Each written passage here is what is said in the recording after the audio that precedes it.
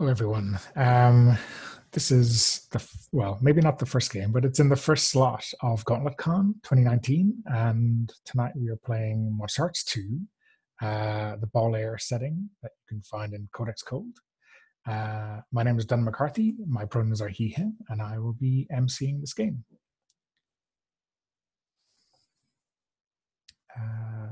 Pat, let's go with you. Hey everybody, my name is Patrick. Been a member of the Gauntlet for quite a while. Haven't played in a game in forever, so super excited to be playing Monsterhearts at GauntletCon. Do you want me to go ahead and introduce my character, or? Maybe we'll do a round of just us first, and then we'll do characters. That'll work. I'm Patrick, everybody. And I'm me? No? Okay. I'm Sarah. I use she, her pronouns. I live in New York.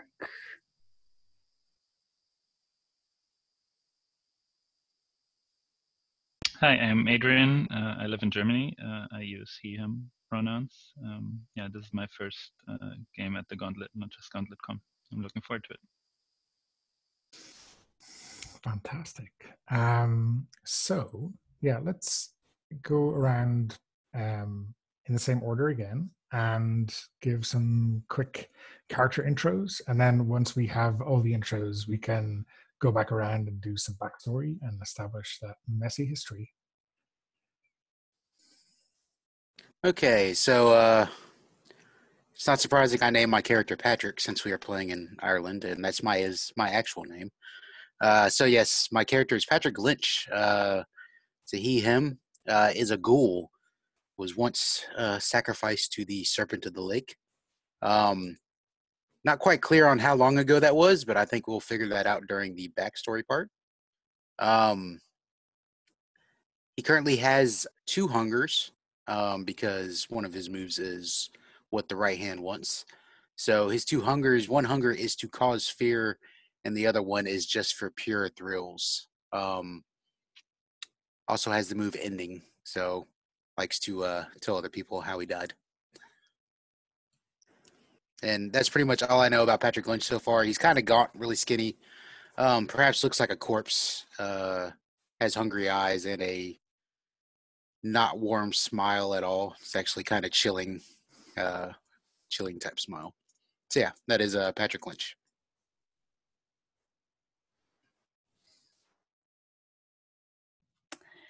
And I'm playing Maureen Doyle, Silky Skin. She had a really bad experience in this town the first time she came. Saw a few people get murdered, and then left, and then came back. And was hanging out with the queen, the last queen, for a little bit, who was the leader of like a dance troupe. And more recently is phoning with Malachi Moore, who is not Malachi Moore, but the vessel for the dragon of the lake. And recently convinced him to like go back to the sea with her, except her pelt was damaged, so she can't actually leave just yet. And her mom's here. Because things weren't awkward enough. Okay, and Adrian.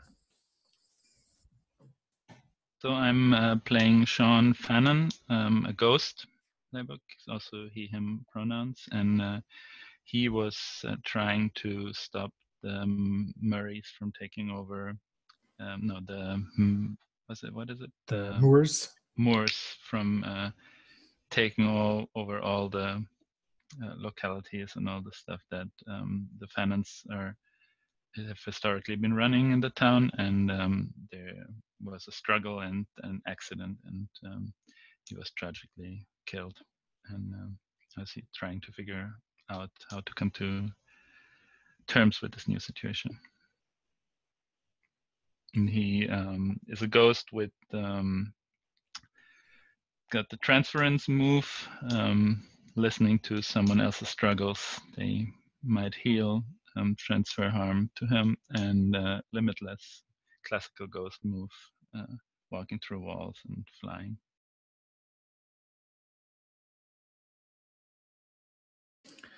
Okay, fantastic. So why don't we start with Patrick's backstory? Do you want to read them out and let's figure out how they fit in with everyone else?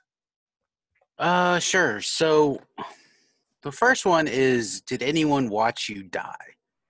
And that seems to fit in with a certain Selkie that said that they watched quite a few people die here. Oh no. Oh, that's terrible. Okay. So did you witness my death? If you were fed, like someone is also going around just like hitting people in the backs of their heads with an axe. That was the thing. Did you say you were fed to the dragon? Because I remember quite a few of the details. Actually, I remember every detail about it. I do remember a sharp pain in the back of the head. Sometime. Oh well, I'm sure that's coming. Yeah, because I was also at the lake at some point, so like that either one could work. Yeah, I think we could go with that.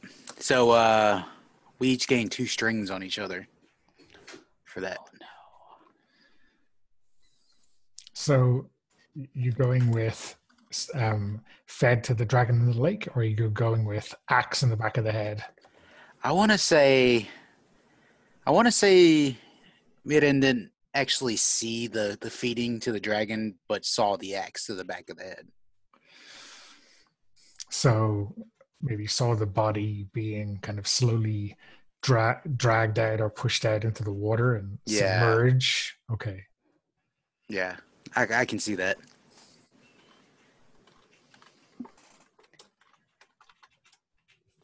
And of course, since it was in the back of the head, I didn't see who actually did the chopping. So the to remind you at least, Maureen, who that was Malachi's older brother, Elijah, Right. Who came back for, I don't know, during break from college or something. And yeah, he was, I think we can kind of establish that he was, getting rid of problems or making sure that Murius, the dragon, was fully fed and ready to wake up. Right, that makes the most sense. Okay. So my other backstory is someone reminded me what love was when you thought that death had stolen it away from you forever. Give them a string. So Sean, how would you have shown Patrick what love was when perhaps he had lost it all when he died?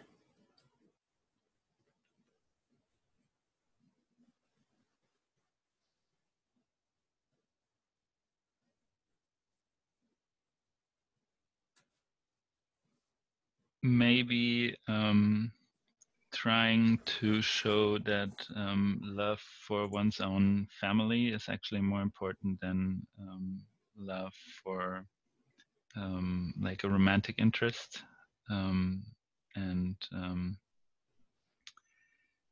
trying to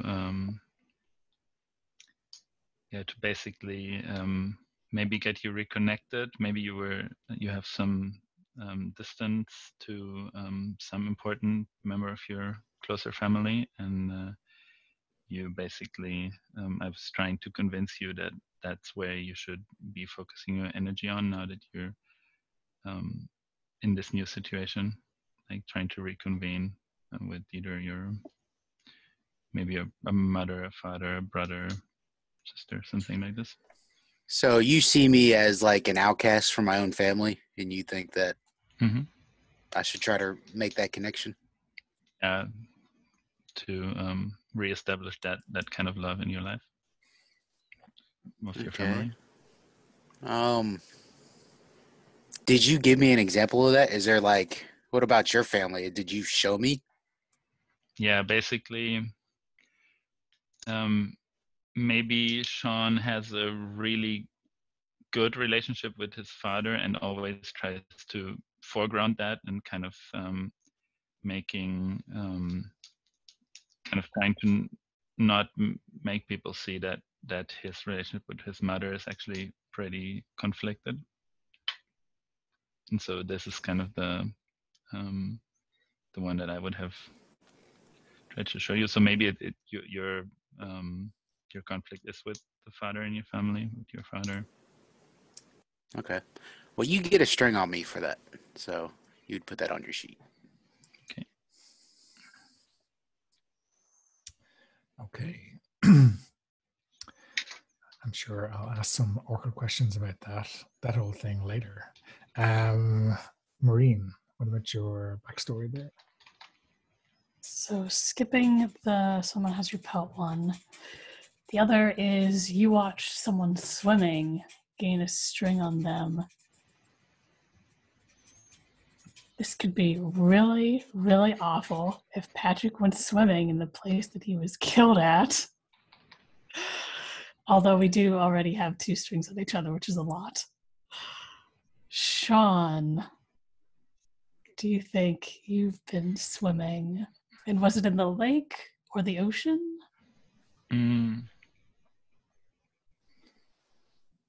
Yeah, maybe. I mean, I think I see my background to be more of like a little bit of a loner before I got kind of involved and decided I had to do something for my family. And so maybe I would go out to the lake at night and kind of, just basically go into the water when it's not, or during the time in the year when it's not too cold, and just lay there on my back, like lay in the water, kind of looking up into the sky.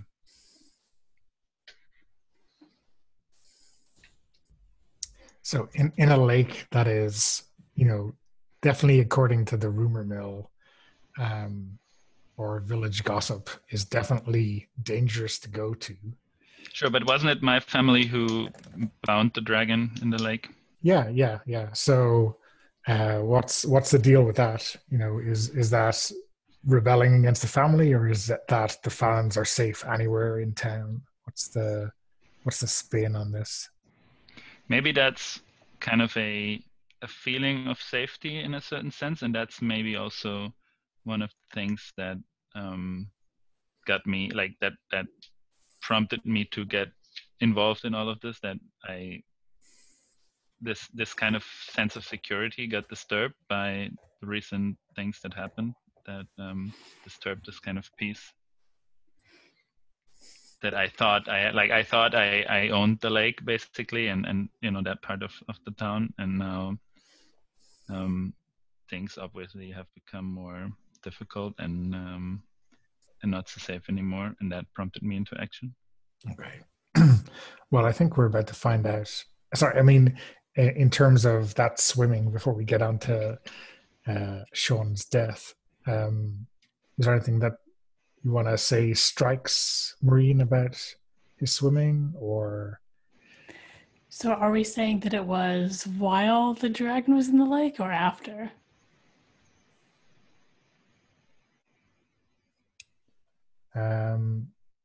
I don't know. That's up to Sean, I think.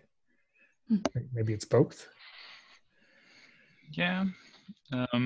Yeah, probably. I mean, I guess that would have been something I would have been doing for quite some time, and then maybe I could sense something was different now that so maybe I was not, maybe I was not really part, which fits kind of with the situation. I was not really part of things going on. I was kind of on my own, rather, distant from the action before. And what got me into it was basically that this kind of practice I had established for myself, swimming in the lake. Now I felt something was different after the dragon had been released. I mean, it could just be the fact that the dragon knows better than to eat one of the Fanons, right? Sure. Maybe the family name or the family blood was protecting you. Okay, so yeah, Sean's backstory then. So first one is someone knows that you're dead and how you died. They gain 2 strings on you. Well, so maybe that is Patrick. Maybe that would be basically we started up this kind of intense relationship, both trying to work through some things with the families, and then I got you involved in my plan of working out something against the Moors, and maybe you were kind of watching, or standing guard or something. Maybe I was trying to sabotaging their business or something like this, and something happened, and you were kind of in the distance watching it.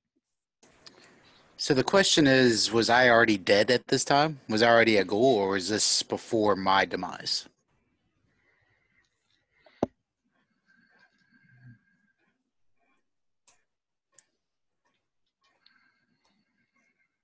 Maybe before. Okay. So maybe it's not totally clear with me, but for some reason I know you died. Yeah, I mean, maybe. So how was it again that you're? How much did we establish of your death established yet? So. So I was hit in the back of the head by Mm-hmm. Somebody named Elijah, but I don't know who that is, or Okay, sure. I don't know who killed me. But I know that I was killed by an axe, sunk into the lake, and swallowed by the serpent. Okay, because I mean that is basically one of the Moore family, right? So did I get that right? Yeah. Yeah. So maybe they did see you being somehow working with me on this plan, and even though you were not directly involved, kind of after that they had you on their radar, and you were minding your own business, and then you got whacked in the head. Okay. So what exactly was the wording on your backstory for that one? So someone knows that you're dead and how you died. They gain 2 strings on you. So how did you die? So what are the different businesses again or how does that work again with the story? So basically the Fanons used to run a lot of places in town, and now the Moors took over some of them. Yeah, correct? so and I guess the pub and the cafe are kind of the main listed ones, but if you I think we'd established that the. So what about yeah? No, sorry. Go ahead. No, go ahead. I was just saying from last time. I think the pub was still run by the Fanons. Okay. But maybe it's the last holdout or something. So what about in the cafe? Basically, I mean, I could see like some form of sabotage. Maybe trying to work. Like maybe they had some gas bottles or something with working for the cooking for the kitchen, and I somehow tried to mess with this, and there might even have been an explosion, something like this. That's the work. So I was kind of in over my head, like thought I was just doing some stupid, like it's a kind of teenage mind kind of thinking up something and some plan of how to ruin their business in a way, and then it went wrong really, really quickly. Sounds good. So how long was Sean kind of walking around the place thinking that he was still alive and just had a very lucky escape?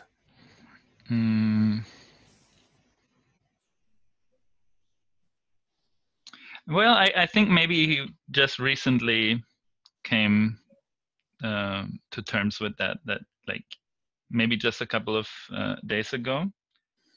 Because I mean, the second backstory is you've been inside someone's bedroom while they were sleeping, take a string on them, right? So maybe then I just recently realized that I could actually fly or walk through walls, and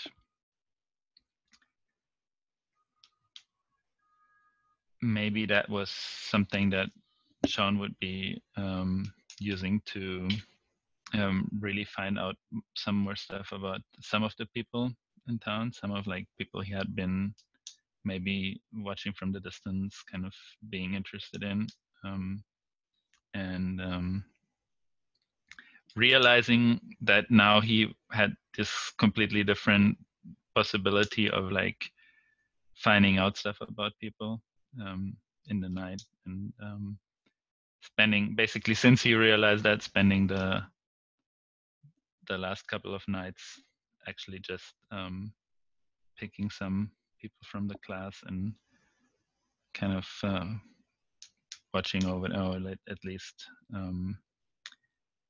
following them, and then kind of slowly being more and more daring with this new ability, and more in, maybe that was the night that he realized he could actually enter into the house without being noticed, and kind of ended up watching over you. Watching over. Yeah. Interesting turn of phrase. Marine lives with a fisherman and his wife sort of thing. Okay. Oh, yeah, because you're in kind of exchange. While she's in town. Mm-hmm. Yeah. Mm-hmm. Probably near the sea. So might I have? Well, I mean, while you're sleeping, I probably wouldn't have seen much. That would. What is the reason that I have a string on you now? What is it that I could witness? Are we picking this up right after last session, or has some time passed? I think some time may have passed. Maybe a few days, or maybe even a week, but not Okay. too much longer than that, I think. So you would have seen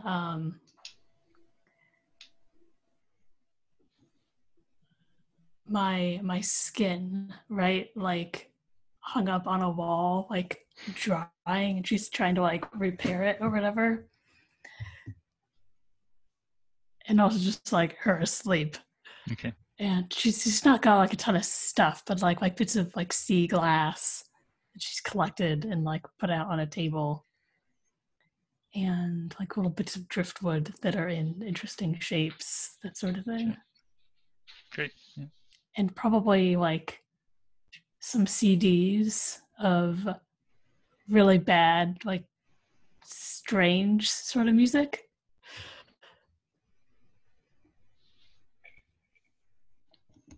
Yeah. Okay. Okay, so I think that's all of the backstory. I want to ask a couple of extra questions.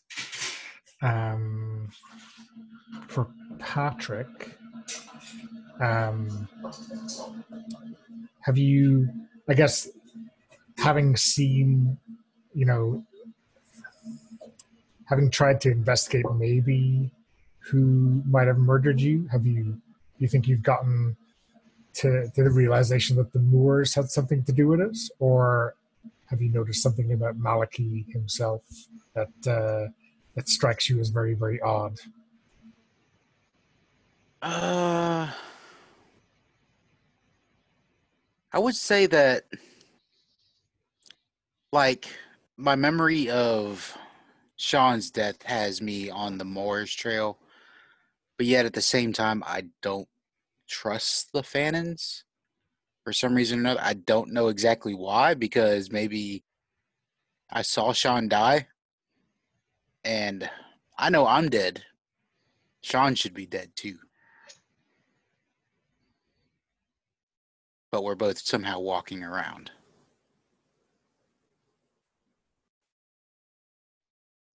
And you think that's something?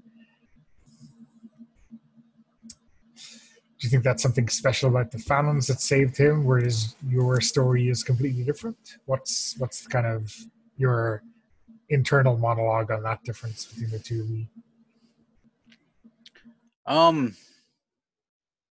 So the Fanons and the Moors have always like clashed, right? Is that like a known thing? Yeah, that's definitely a thing. Yeah, I would imagine that like I think that the reason that I'm still alive is for some reason because of a Fanon. Because the only person I've seen this happen to was a Fanon, besides myself. And I'm neither a Moor nor a Fanon. I'm like an outsider. So I'm kind of attributing that to a Fanon. Like, okay, so Fanons can come back to life. Perhaps they can help somebody else come back to life, like a Lynch. Okay. For Sean, since you died, the relationship with your mother has always been difficult, but what's changed since you died in the way she looks at you? So just the general question. So basically, with the ghost, just as with the others, like normally people don't really directly realize that I'm a ghost, right? Yeah, exactly. So, there might be some indications, like some kind of my eyes might look a little different and so on, but it's not generally apparent, right? Okay. Yeah, I guess the motif is, if you're sitting in class, you might be ignored. People may not realize you're there if you're just standing around the place, but they definitely don't think you're a ghost when Sure. attention to yourself. Yeah. So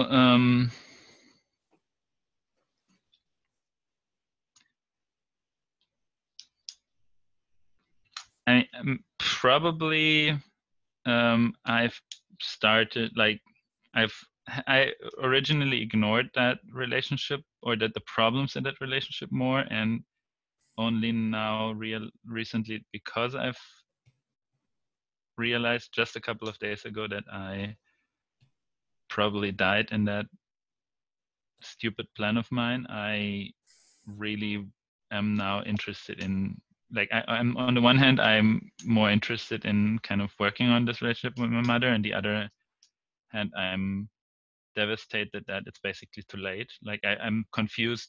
What is this the case actually? Like, can I still work on that, or is that basically something that now, like, I've died while my relationship to my mother was that bad and problematic? Okay.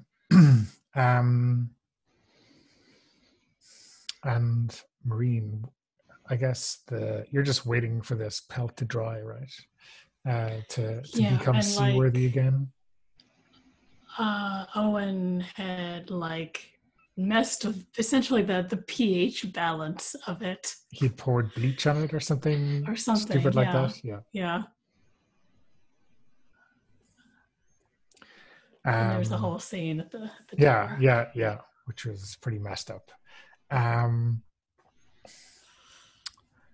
I'm kind of wondering how you've been since, because you've made this decision to leave and it's only this thing that's holding you back. Have you withdrawn at school? Are you just trying to enjoy your last few days here? What's your attitude to this kind of strange space in between deciding and leaving?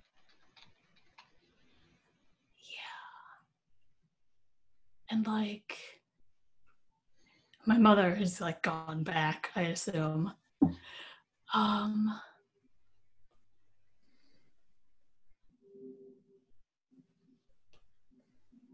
Yeah, I don't think she sees much like that. Even the people that she, or one of the people that she trusted, betrayed her. So I don't think she sees a whole lot here worth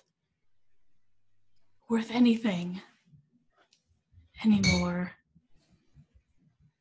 I think it's just kind of like marking time. Yeah. Until she can leave. And I guess there's two things I want to ask about Maliki, right? One is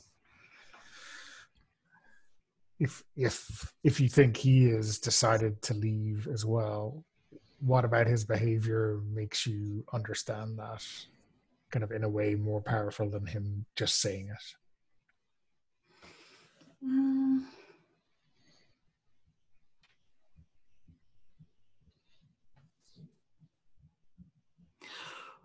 One of the first things that he said to me when I came back the second time was that, like, if my brother ever hurts you, I will kill him. And in that struggle in the street, Donovan, like, clawed my arm or something. I think Donovan has disappeared. Okay.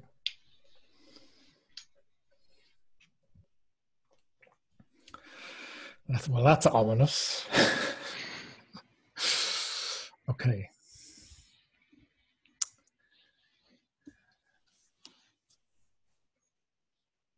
Okay, so I think we're kind of set up, and he's still around. You know, he's still, you know, going to school and such. But Can I ask a question real quick? Go ahead. Yeah. Real quick of Mirren. What was your initial reaction when you saw me again? Oh, that's interesting.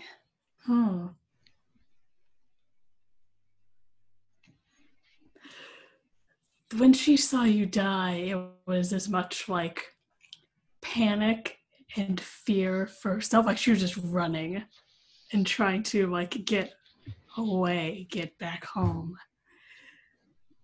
I think there wasn't, I think, relief in the first moment. Like, oh, he didn't actually die.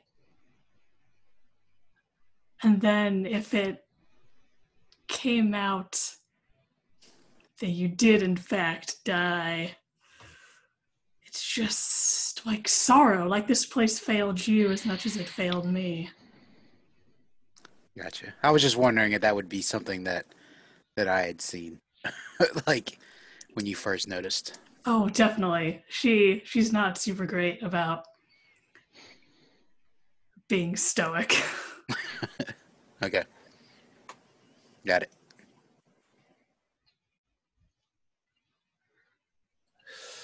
How did that come up? So I think you're alive, but actually you're not. How did either Maureen see that he was not, or Patrick told her? I don't think I've actually mentioned that I died. I think that was just a reading of a reaction. Like when you come face to face with somebody that you either haven't seen in a while and you read their reaction, I think that's all Patrick saw was the reaction.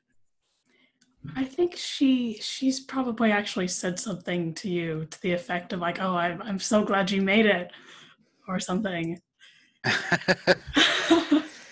Yeah, and I think Patrick would have probably played it off like, me made it. I mean, everything was cool. Nothing happened. See, you're just gonna lie to me. Okay. Huh. Just about the ending. So, wait, well, what's the exact wording of that string exchange? Let's see. Is it someone knows you're dead or just they saw you die? Yeah, somebody watched you die is the exact wording. Okay, that fits then. So currently, I am under the impression you are still alive. Right. But you did see me take an axe, and, you know, you can build on that later if you want to, but for some reason I'm still alive. Okay. Cool. So, let's dive in. Actually, in terms of time tonight, I say tonight because it's just gone 8 o'clock my time. I put it on the board for 4 hours, but we can see how it goes. For breaks, we would take a break in half an hour or 45 minutes. That suits everyone. So maybe we get a scene or two under our belt before we break. Okay. Yeah. So we have 3, I guess, not outgoing skins. But it kind of sounds like Patrick is not quite the wallflower that we often see ghouls be. What kind of activity at school is he into? I think, Patrick's just pretty much like a stick of dynamite. Just wherever he goes, just riles up everybody around him. Will say anything, doesn't think twice about it. So I can see him as kind of like viewed by the teachers as like the troublemaker, like, and would rather him, it's all right if he's hanging outside during class because at least he's not in class causing trouble. Sure. So I'm probably like cutting class most of the time.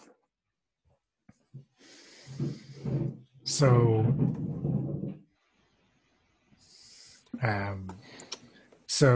I guess immediately after school, say whatever day we're deciding it's going to be, like Tuesday or whatever, what particular barrel has Pat thrown his stick of dynamite into that has caused him to either get detention or to have been kind of sat outside the vice principal's office? I'm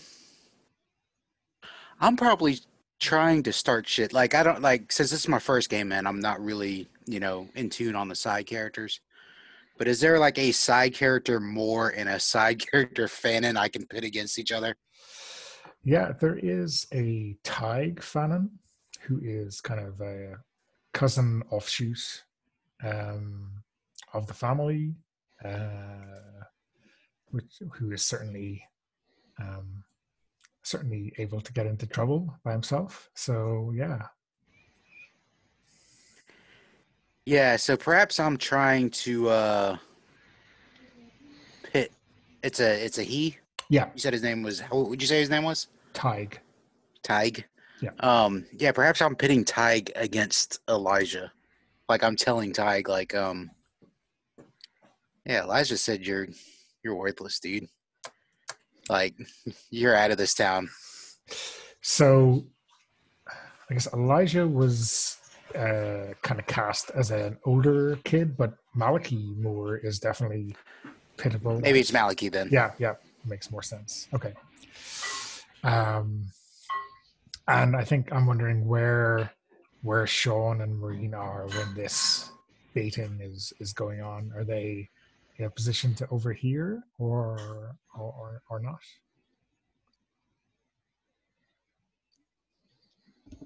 Like the situation that gets Patrick sent to the principal's office / detention.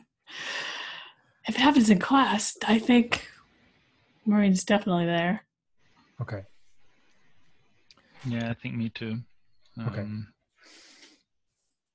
And is Sean kind of on Patrick's side, or is he on Tig's side, or is he just seeing what happens? No, I think he's definitely on Patrick's side.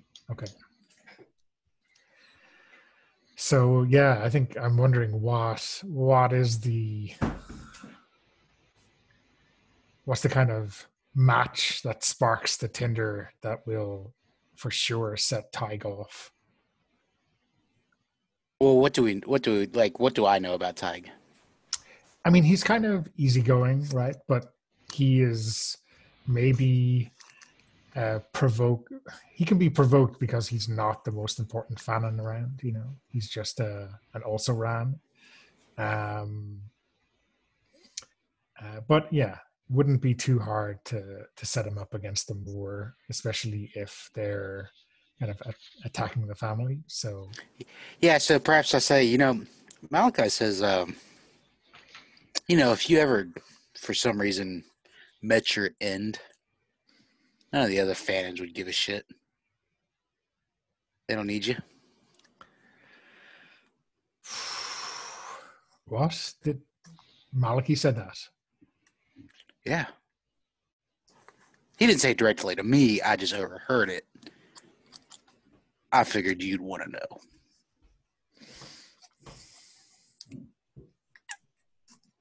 So, yeah, I think Tig is looking over at Malachi, probably wondering whether it's a wise thing to pick a fight in class or to wait till later. And I think Malachi maybe hears his name being spoken, and he looks back at you, and he just smiles, right? And that's probably enough to set Tig off. Maureen, what are you doing?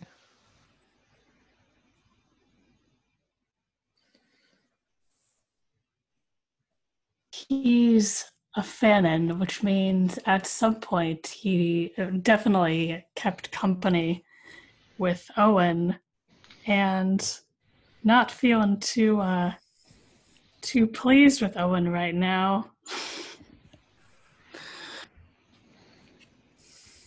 Yeah, I'm here for it. Okay. So it's are you kind of provoking Malachi, or are you encouraging him in some way?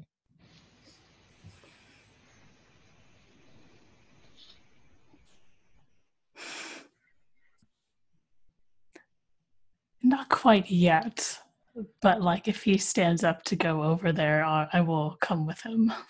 Okay. And Sean, what are you? So I think so. Basically, this is pitting someone from my more distant family against Malachi. I don't think I'm close to Tig, like really close, but I think for me the conflict is now that basically. So I had this kind of get this relationship going with Patrick's, talking about the relationship to the fathers and doing all of this before everything went down, and we both in the end ended up somehow being killed. And I think especially since Patrick's also back, I've been even more strangely kind of attracted to him, kind of maybe sensing something that he's also changed something. And so I'm naturally now I'm kind of on his side in a sense. I've been kind of shadowing him, but I don't really have much interest in him kind of making one, even if it's a distant member of my family or distant to me at least, getting hurt or being drawn to some conflict. And so it's kind of I'm trying to think what to do, kind of waiting for the moment where to maybe step in, tell him to stop it and to let him be. Okay, so I think Tig is kind of pushing his desk away so he can get up, and he's walking over to Malachi and maybe shouting something unprintable at him. There's some random curse at Malachi and his smug grin, right? And you can all see Patrick's got that smile on his face and is just that laser focus on the situation that's going down across the room. And I think Maureen kind of just like leans across her desk a little bit and just says to Malachi, "See, they're all the same."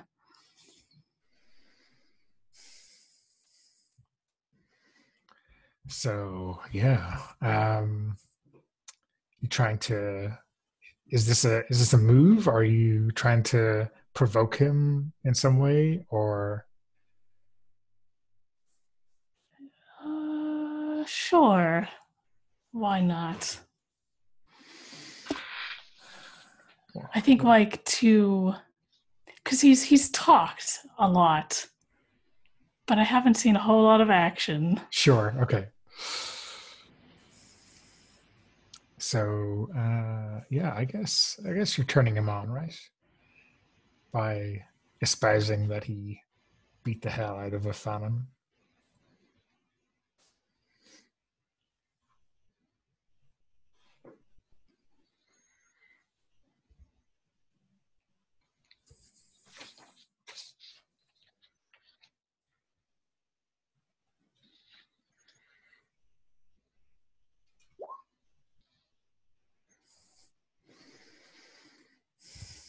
That's Okay. 5. Sweet XP. So, I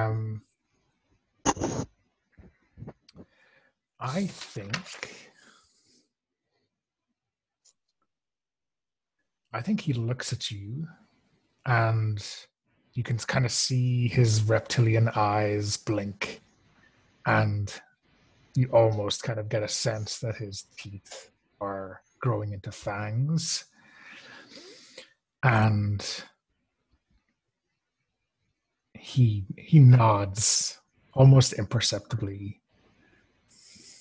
at you, and then Ty grabs him and he just throws him back into the wall, and there's like a sharp crack as Tig's head hits the concrete blocks, and there's definitely blood. And he, I think, moved from being sat down to being stood up and just propelling Tig across the room so quickly. And you would say impossibly powerfully.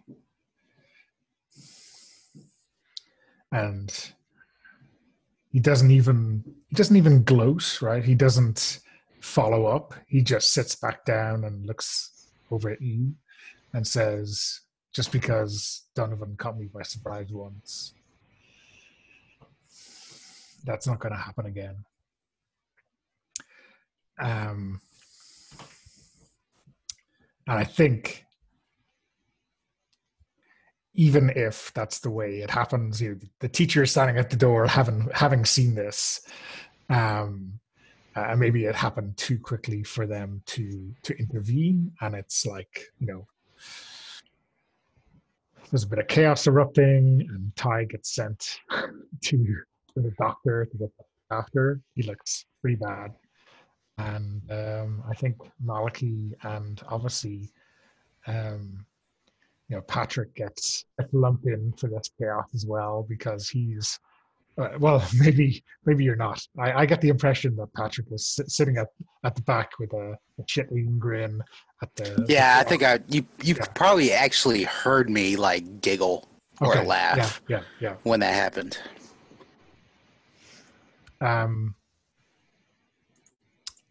Is Sean, given that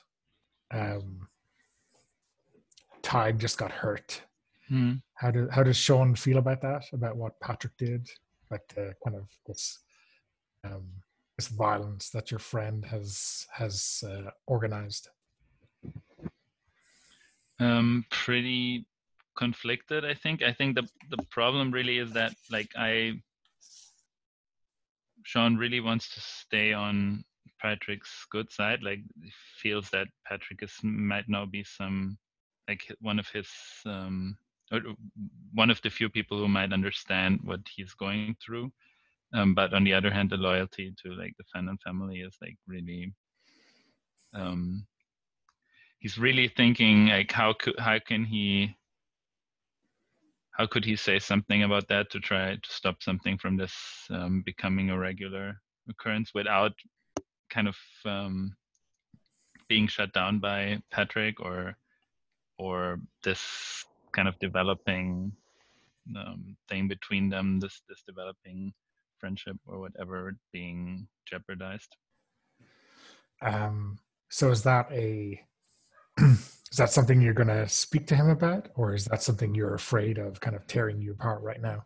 Yeah, I think at the moment, like I think Sean's feeling like he has to say something at a certain point, but at the moment he really doesn't know how to start that conversation. Like,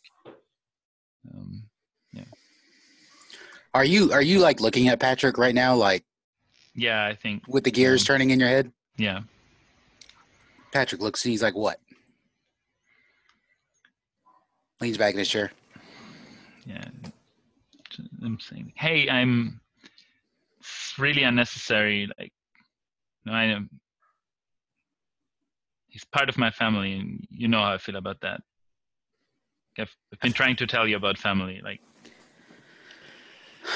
look, my dad always said I was too damn lazy. I wasn't proactive enough. You know, we all don't have a loving father like you, Sean. Sure, but I mean, people, like, you can see how things can turn bad really quickly, and he looked like he really got hurt there. Like, Well, I mean, that's his problem. He doesn't have himself under control, Malachi. He's dangerous. Like, this is not a game. How is Malachi's nothing? Didn't you see him just now? Well, that was just because Ty didn't know what the hell he was doing. He doesn't know how to fight. Yeah, that's true. I mean, yeah. Are you scared of him more? No, I don't want I don't want to see you get hurt. That's all. Patrick, I think there's a lot of social power getting thrown around in this conversation, but I think you should try to shut Sean down there. Are you afraid of him more? All right, we'll do. Hold on, where's my dice? Shut him down. That's cold, correct? Yeah, cold.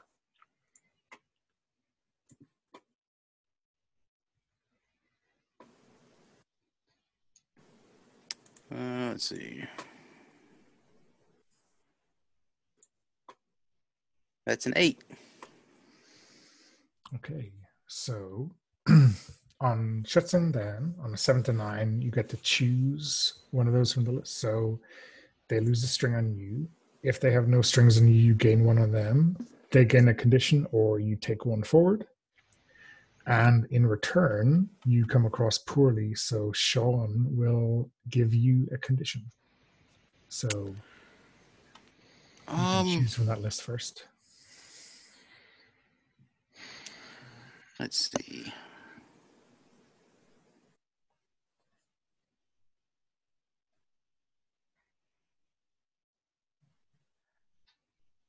I think so. The string you have on me, Sean, is about the family love, right? Sure. Yeah. You basically said that I'm in such a good position because I have this relationship with my father, and I'm. Yeah, I don't know. I don't want you to lose your string on me. So I'm just gonna give you a condition. I'm gonna say that you're scared of Malachi. Okay. Sure.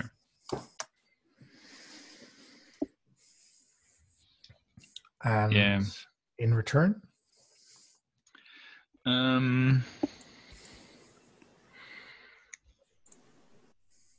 So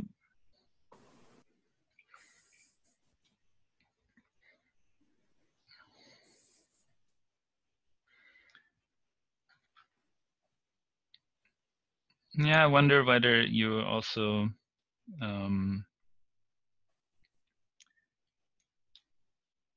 the question is really how much what does this mean for you to have seen me die? Like, are you basically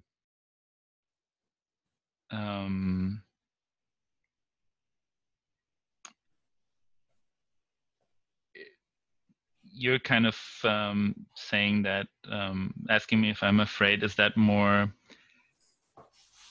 you being making fun of me, or kind of being hostile to me, or is it more this hostility is kind of still an expression of you not being sure how to feel about me now that you've witnessed all of this? Like, I think it's more the condition I gave you is that's kind of how Patrick sees you right now. Like, okay, like you're a fanon, but you're afraid of him more. Like, what kind of fanon are you? okay.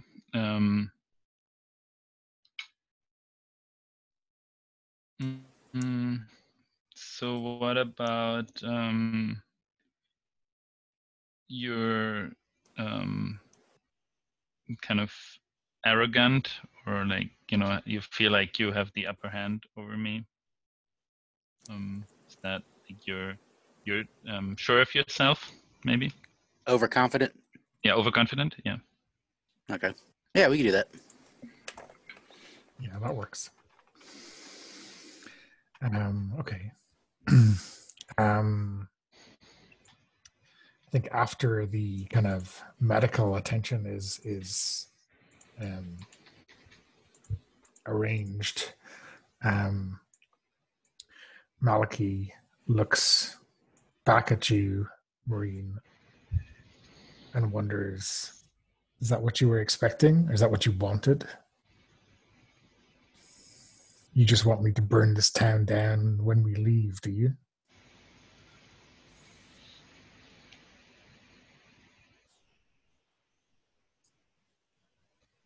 Everything here that I thought was good just turned around and bit me.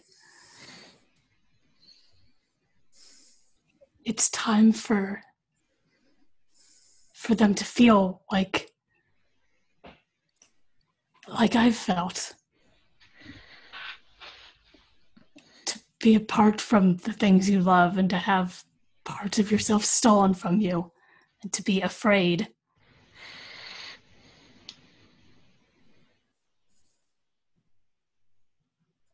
So yes.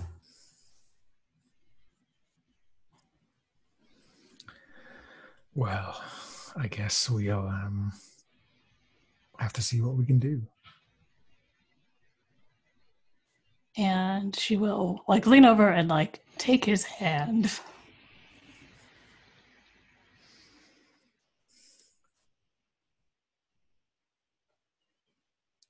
So yeah, I think he seems relatively happy with that.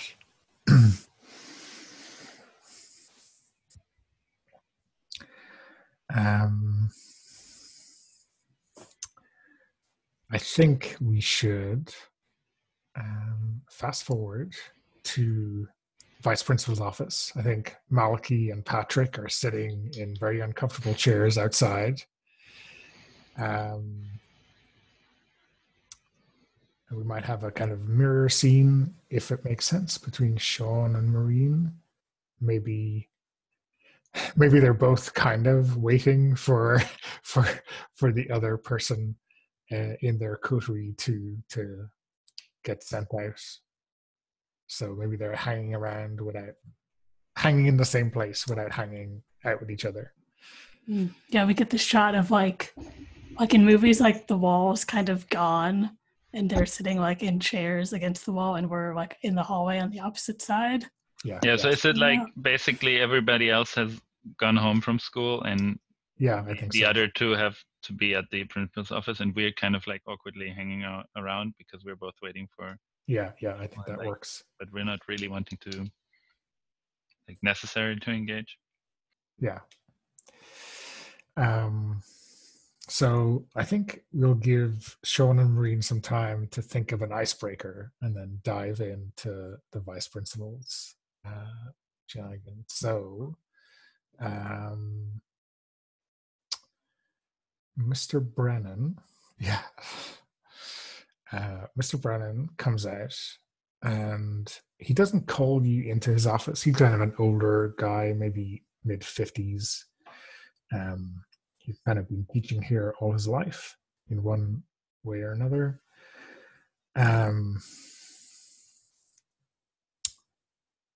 Patrick, what on earth were you thinking? What are you talking about, Mr. Brandon? I didn't do anything. Did I ask what you did? I said, what were you thinking? I was thinking of not being in school today because school sucks, but I don't know. I'm just sitting there, and then all of a sudden a fight breaks out. That was pretty funny, actually. And he kind of takes out a file, like a paper folder, which is obviously your attendance record. It says, yeah, I can see that you're thinking about not being in school quite a lot recently. What's your father going to think when I call home tonight? Or No, who cares what he thinks? Well, I care. He doesn't care what happens to me. He'll just yell and scream, and that'll be the end of it. I mean, really, this whole school thing. I mean, do you think I'm just going to end up just like him, working some dead-end job? What does school matter, anyways? You're going to become a motivational speaker, Patrick. Is that it? Nah, I mean, I don't think I don't think I can motivate anybody. Well, motivate yourself into my office, and I'll speak to you in a few minutes. Like, get up like as loudly as I can. Like, I don't say anything, but like, I kick the chair and just making a ruckus going into your office for no reason. Okay. Outside in the corridor, what's the icebreaker situation without a Sasquatch? So I'm wondering, like, what because I think before this before this plan that got me killed, I was more like distant, not really kind of in the background, not really being very visible. And so it's like I was wondering what could have led me to be interested in Marin to go and to end up watching her sleep. Like what could have interested me. I wonder if maybe like one of the times you were swimming in the lake, like I came to swim in the lake too and then saw you were there and just left. Okay. Sure. Yeah. And so now I know much more about you that basically I might have wanted to, or like might have wanted to be involved, because now it seems like you have some form of secret that I wasn't expecting. And she in the past has been very like guileless and like takes people at their word and is maybe too trusting. Yeah.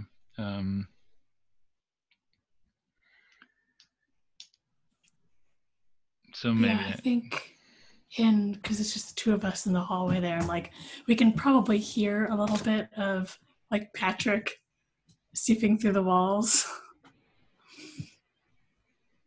Yeah, so maybe I just say like, why you're hanging out with this Maliki guy? It's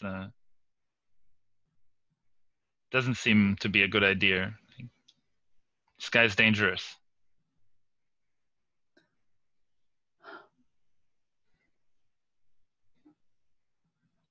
And I mean, it's looking none of my up and, business, like, but you know. and like looking up and like looking you in the eye, she says, I thought once that what I needed was somebody kind. And that got me nothing but disappointment, and they just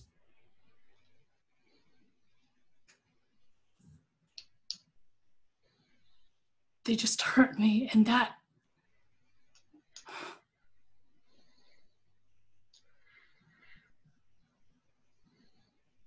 so I made a decision. And he's the only one who hasn't betrayed me. He certainly will. I can smell it on him. It's like he's not He going to be. He belongs to the water as much as I do.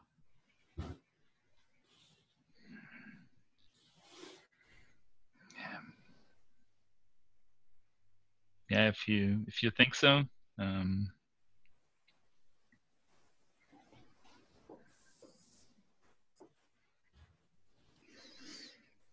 That seems like a Maybe. very, sorry, I was going to say that sounds like a very negative, if you think so, to me, to my ears. Is that a shutdown? Yeah, I think so.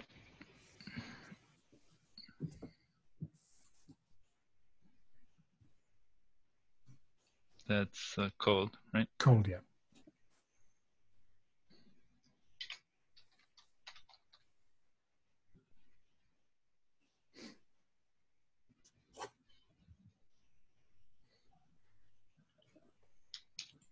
Okay. Serious business. 10 plus. So, yeah, you get to choose one of those from the list with no payback. And I do have a string on you. Mm-hmm.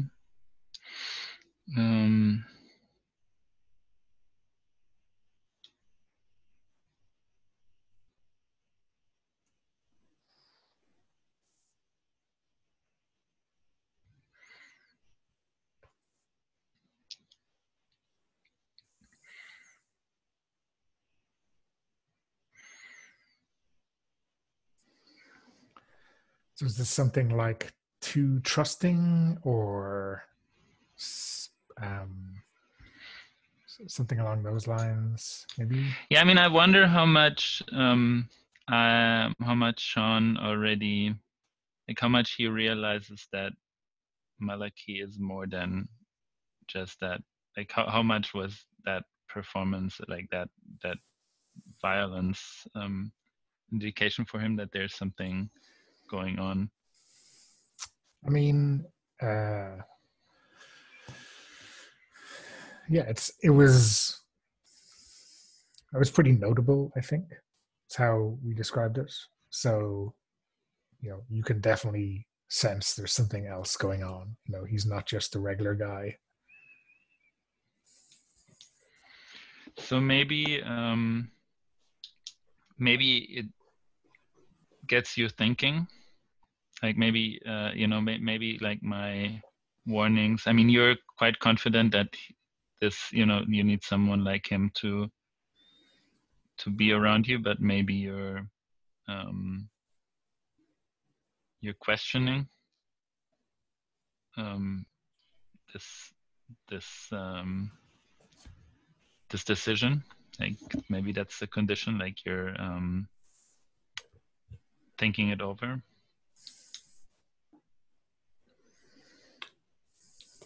Pat has made a suggestion of conflicted. Oh, conflicted, yeah. Yeah, I conflicted. think that fits.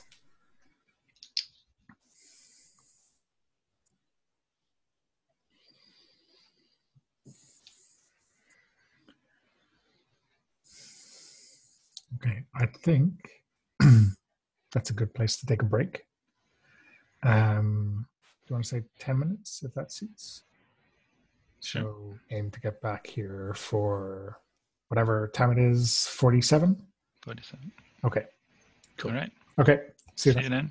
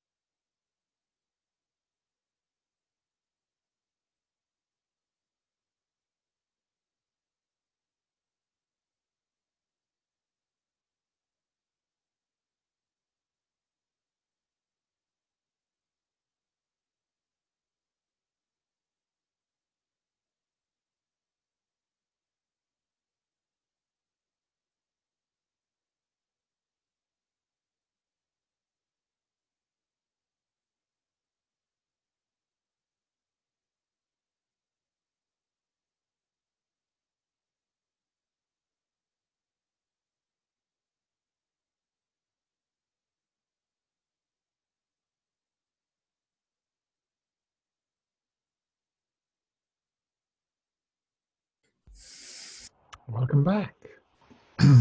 Okay. So,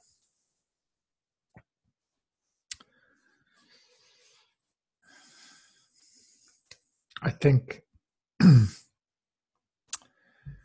Vice Principal Brennan obviously has a chat with Malky outside. You're not really sure what goes on. It doesn't get loud. And then after a while, he goes into his office where you're sitting down, Patrick. And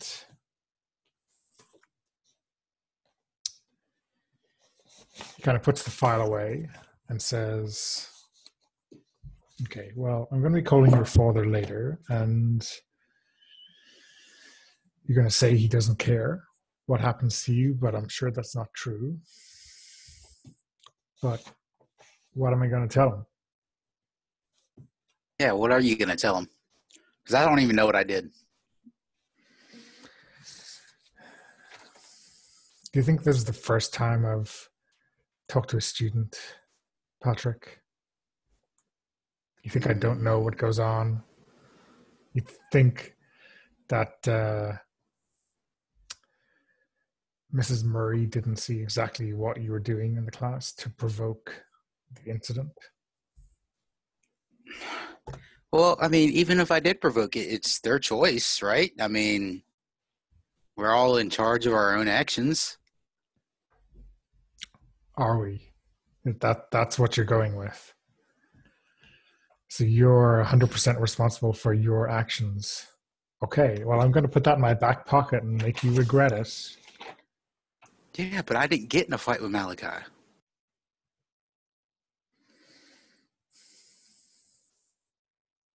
Okay, well, we'll see. We'll see how far that kind of attitude gets you in life. Okay, so if I did get in a fight with Malachi, would I be in more trouble now than what you're putting on? Obviously. Okay, well, it's good to know that I'm not in that much trouble. But, you know, things are pretty tense and have been for some time between the Fannons and the Moors. And us mere pawns in this would like to keep our hands clean, right? You should be the same. Okay. I mean, neither one of their families has their hands clean. It dirties this whole town. Exactly, and I'd like to keep out of it. Well, the more you keep out of it, the more you're going to be a victim, Mr. Bannon.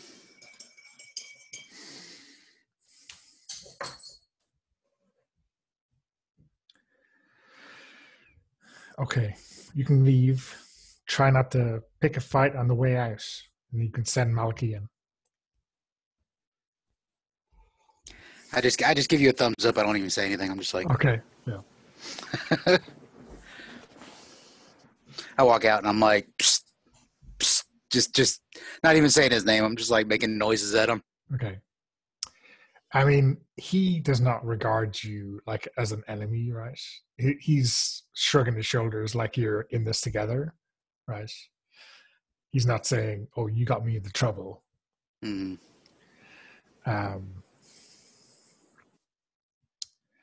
Which is kind of odd. Usually, kids in his situation will like blame you for everything, but he doesn't.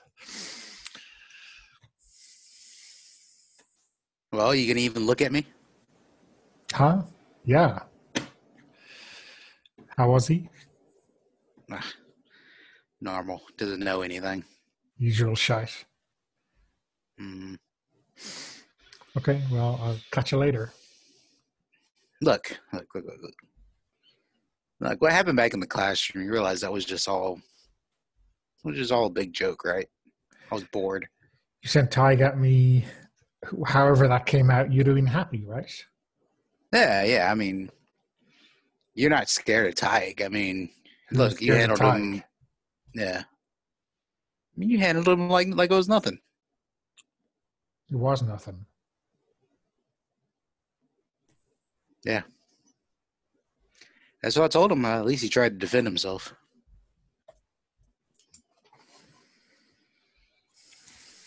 Good luck in there with Mr. Bannon. Okay. Hope you don't get suspended. I'm not going to be staying in the school for long. Wait, what, you're leaving? I'm not sticking around for this bullshit. Well, what about... Come on, man. You're like the king of the school, ain't you? You're just gonna let the Fannons take over? They can take over the school. I don't care. Oh. I mean, in case you haven't noticed, the Moors run the town now. So yeah, but I mean, if the Fannons take over the school, how long before they take over the town? I'm pretty sure that's not the way the power dynamic works in anywhere, except maybe Hogwarts. I mean, the power dynamic around here is if you're not Fannin or Moore, you're just shit on, right? I would have said bait. I just look at him and like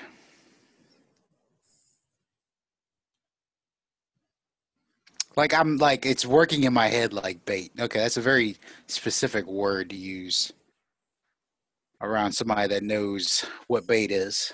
Yeah. Something that just gets thrown in the water for something big to eat.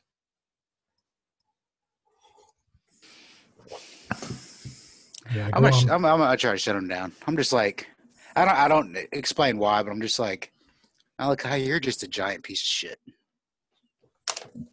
Okay, let's roll. Hopefully, it doesn't go too badly. Let's see.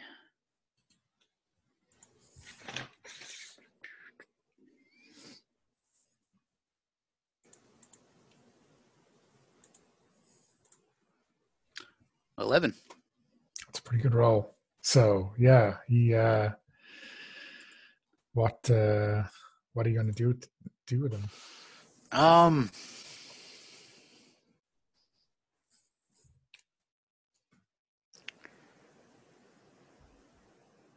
I think I'm going to take a string on him. Okay. I mean, what do you see, or what kind of judgment are you making that hits?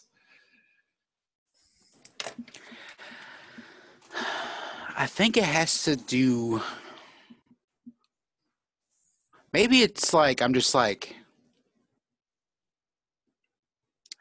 I know what bait is. Maybe he also realizes that you're basically neither a Moore nor a Fannin, so you don't actually give a shit about the whole family food. Or maybe I say something along the lines of,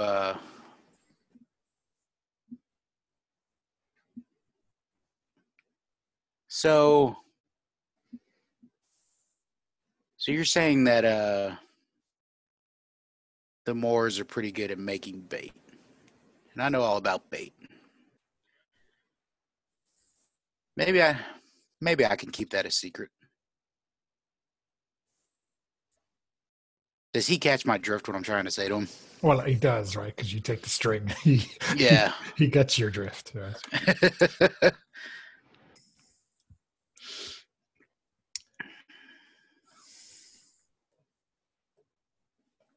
So I think, he's taking a long look at you, and then he'll just say, "See you later," and he'll walk into the office. But you definitely got his attention, right? You definitely, tweaked him, definitely have a number on him. Okay. Outside, but in the kind of time before Patrick gets out, does Maureen and Sean have anything else to say to each other, or have we gone back to awkward silence?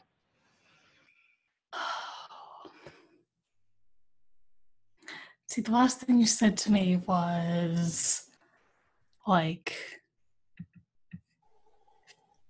I said I thought I could trust Malachi, and you said if you think so, right?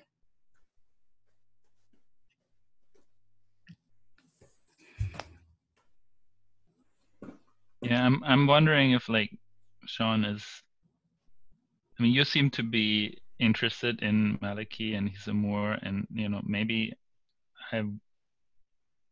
I wasn't really that interested in you before that, but now I feel like it's more like because you're kind of interested in one of the Moors and one of the more prominent ones at that. Now I'm kind of more interested in you and trying to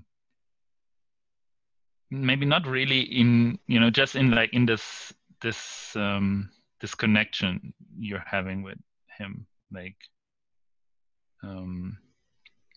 and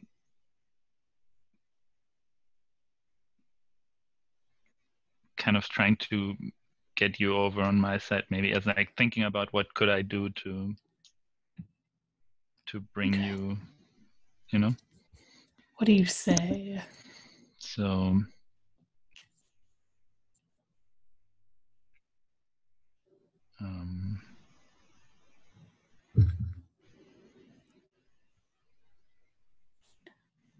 maybe I said like, I mean, look, these Moors, like Maliki in particular, he's a pretty face, and he likes to demonstrate his strength, but he's also ruthless. Like you think that his strength will be helpful to you, and you might be it might be attractive at first, but in the end he'll not do, like, he won't care about you. He only cares about himself. Maybe you can tell me something then. What good is being nice ever brought you? What good is letting people walk all over you?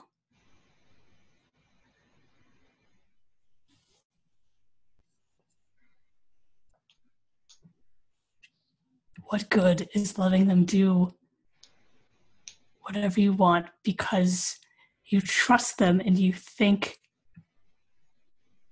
that they can be trusted? Sure, I mean, trust has to be earned, but it's not the most powerful that will, the ones that look strong, like they have their own troubles. And if what is it that happened to you? Like I'm trying to kind of have you tell me more about what is it that what is going on. You've been hurt by someone, something, but this is not gonna help you anything. I'm just looking at your moves because I thought you've got transference, which is only physical harm.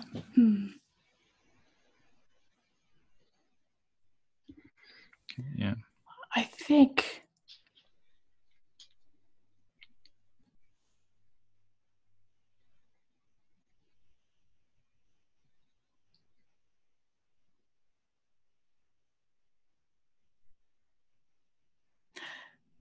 think what she says is just like, ask your cousin, meaning Owen Fannin, the last person who had her skin and like tried to destroy it so she couldn't, like, in revenge for nothing really.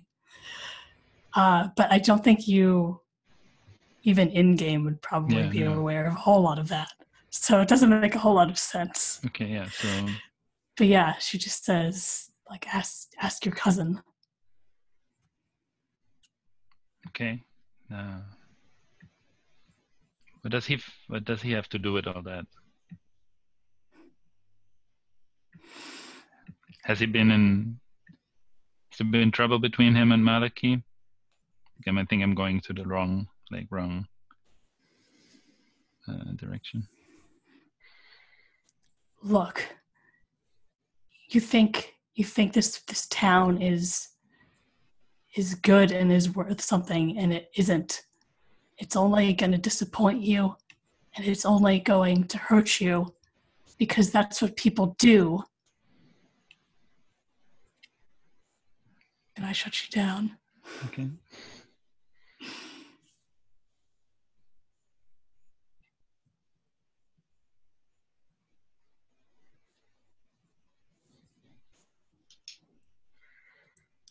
Oh, and I think just after that, like, that's what people do. That's what people like you do. Okay.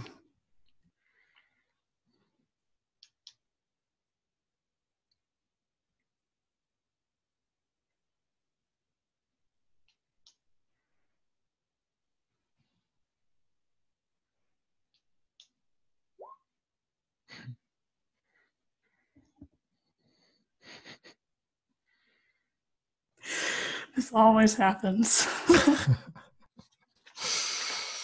Okay.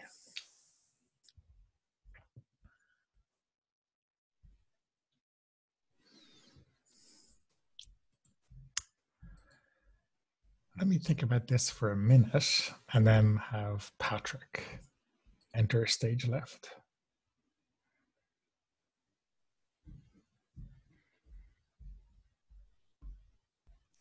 So Patrick's coming out now? Yeah, actually, before that, I think it might be appropriate, especially given what you were saying, to trigger Marine's darkest self. Yep. Matt? I was kind of aiming for that, even if Okay. that wasn't Yeah. official. Do you want to read that out so everyone knows what page you're on? Yes. People have mistreated you and made you an outcast here. It's time to show them how it feels to be lost at sea, to be apart from the things you have loved, to have parts of yourself stolen from you. So you will flood the earth. You will destroy what they cherish, and you will take their pelts. You escape your darkest self, and this place reminds you of home, or when you recognize what you came here for. Okay. So, Patrick, do you want to describe your triumphant exit from school? Yeah, I think I just walked out, and I'm like, I kind of stopped because I see Sean talking to Mutin. I'm like, what's going on out here? Wink, wink. Do you say wink, wink? No, I'm just like giving Sean that wink, wink look. Like, Sean, you making moves on a Moor girl? Even though I know you're not a Moor. I'm just I'm waiting just for telling you. him. Oh, Yeah. I'm just telling him how the world works. Oh, you're telling him how the world works. So, Sean, how does the world work? What did you learn? It's pretty dark, her world, I guess. I That's why guess we're she's all. hanging out around with Malaki. Yeah, it would be pretty dark hanging around with that dude. You shouldn't get involved with him, though. You're gonna regret it. It's too late, Sean. It's a long story. I've regretted everyone else, but not that. Wait, you don't regret hanging out with Maliki? She just kind of looks at you and doesn't say anything. Okay, so do I need to rephrase that question to you? Maliki, the guy that's in the principal's office right now, kind of asshole to everybody that's not a part of his family?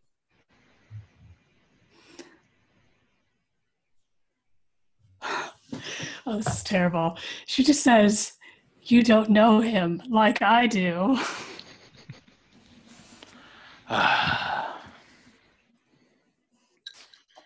Do you think this is enough to drop conflicted?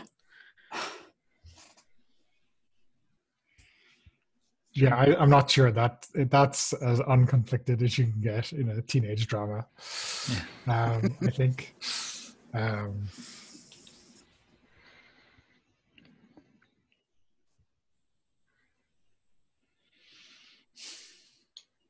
Look, Anyway, it's not like it matters. Because I'm not going to be here very much longer anyway. oh, I've heard that Or before. it doesn't matter to you. No, but now I'm intrigued because somebody else told me they were leaving. Are y'all leaving together? Do you mean Malachi?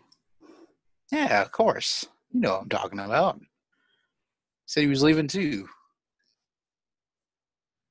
Y'all getting married? Running off in a looping? Living forever in the hills, happy?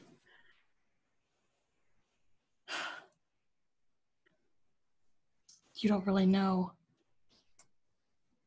anything that's going on and below the surface of the water, do you? I just start laughing. You, of all people, should know what this town is really like. Yeah. I know what this town is like. And you should know what this town is like. When you're not a fanon. Sorry, Sean. Or more. This town is shit for everybody else. Well, it seems like you guys are really trying your best to get involved in this conflict between our two families. No, Sean, you don't get it. We don't want to be involved in this conflict. Because it just keeps going round and round and round, and the only people that get hurt while the fanons and the Moors come out on top every time is everybody else.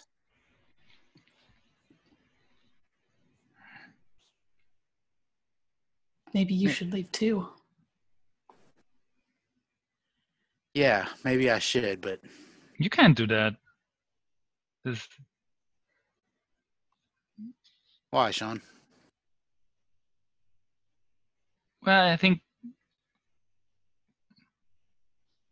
I mean, you belong here. Like, this is your... Like, I've been telling you, like, you can make something of yourself here.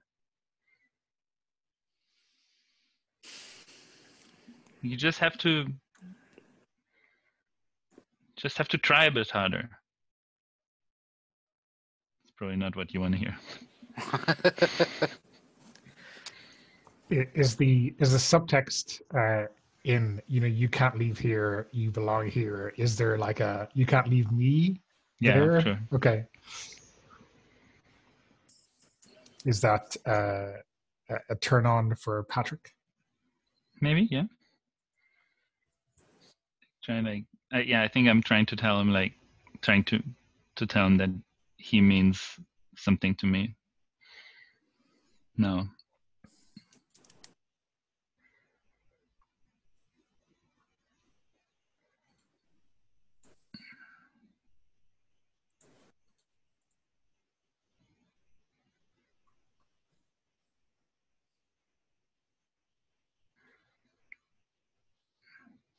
Yes, So on a 7 to 9, you can, if you wanted to, although in this situation it probably doesn't make more sense. When you target someone, you can spend a string to give you a +1. It kind of means you're spending a string to get a string back in this move. But on a 7 to 9, they either give you a string or choose one of the reactions below. So that's whereas if you bumped it to a 10, you would get a string back, and then they would choose one of the things. So it's going to really make a huge difference in this regard. So, what do you choose, Patrick?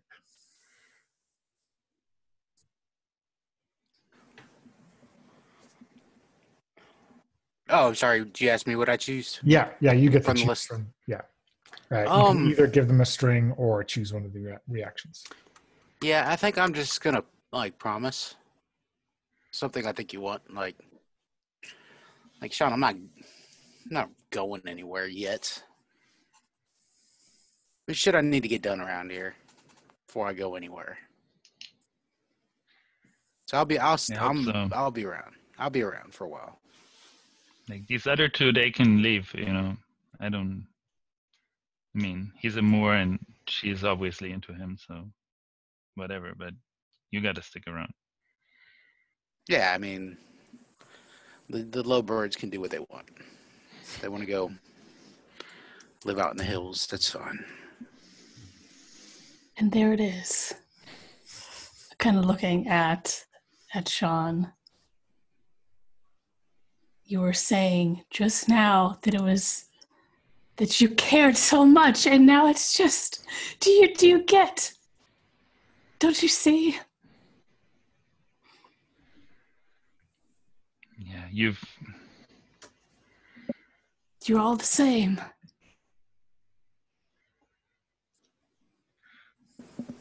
The same? You don't know, do you, Mirren? Sean's not like any other Fanon. That's not my place to say. But you know about me, right? I saw it on your face the day I walked out of the woods. You know me. I know what happened. But I don't know if that means I know you. Yeah. But you know what happened. And I need to know what happened. She takes a step back. So, do we think that Patrick mentioning me being different, like probably referring to my death, is already enough to trigger unresolved trauma? Oh, I didn't even think about that. Yeah, sure. I mean, it seems, So I'm really, I really don't want people to know, like. I mean, because anything, you know that he knows, right? Yeah. So him mentioning it in this way, yeah, I think is definitely triggering that move. So why don't you read it out? So it's not. It's whenever something brings to mind your death, you choke up and gain the condition traumatized if you don't have it already. Okay. Whenever someone helps you to resolve this condition, you both mark experience. Okay. So how does this trauma make itself evident? If anyone else was paying attention to you right now, which I'm not sure they are, yeah. how would they know you're traumatized?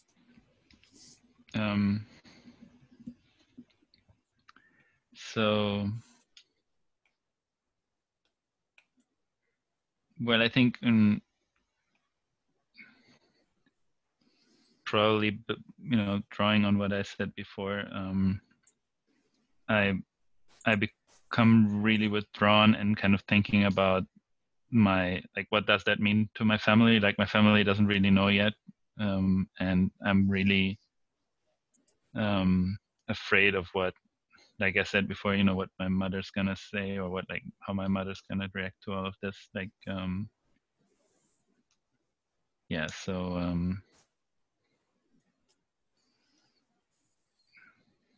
So I think I'm kind of shutting down, not really interested in that, what is going on here anymore, and really kind of focusing somewhere else now. Okay.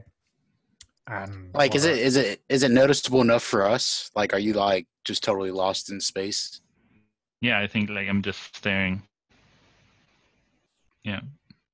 So whenever you're done with your this kind of exchange, then you notice that I was an active part of this until now, and now I'm really kind of suddenly as if I wasn't really there anymore. Yeah, so I mean, basically what I'm doing, just the short, quick version, is I'm offering Miran a string And I'm like, you know what I want to know, and like I touch the back of my head like this.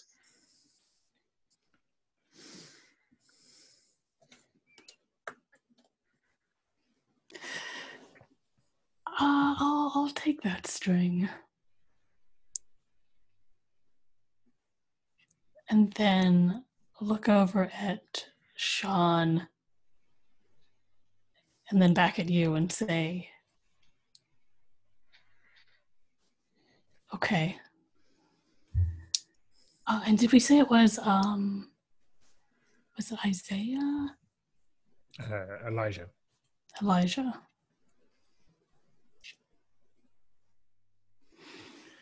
You weren't the only one. I know it's again, it's really tangential, but when you're kind of drawing attention to that way that you were foully murdered, are you hitting? Oh, that's super weird. No, because I'm telling you what happened instead of you telling me. Well, you're not like, I haven't given you the whole story, like, because you only saw the attack at the back of the head. You haven't heard about what happened beneath the waves. Mm-hmm. Oh, okay. All right. So you think you do halvesies. Yeah. All right. So, yeah, I think she says you weren't the only one that he killed. Oh, I know. But I'm the only one that's back to do something about it. He's not here anymore. He left too. And he's not coming back. Malachi's making sure of that. Or he won't do anything if he does. Well, you can... Go ahead. Sorry. You can... If you're saying you want revenge, okay, that's fine. Take it. What I saw... Yeah. Well, any more will do.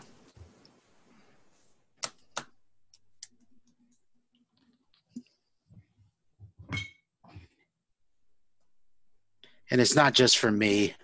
It's every horrified face I saw sinking below the waves. You'll do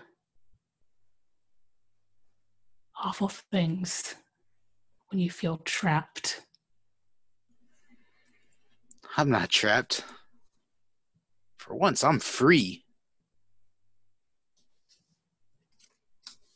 Okay. But he was. And now he's free too. And so am I.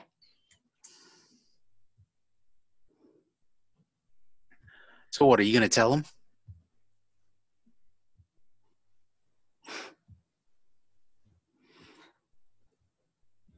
Are you going to do anything? Or are you just going to talk?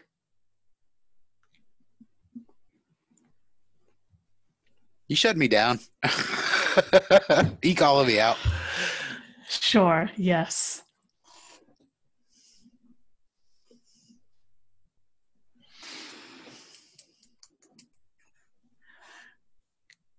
And just so I can use this move that I have, I'm going to add, because I think Malachi's done with talking. And I took a mortal move, mess with me, mess with him, add +2 to roll to shut someone down. And he gets a string on you in return, right? Yep. Okay.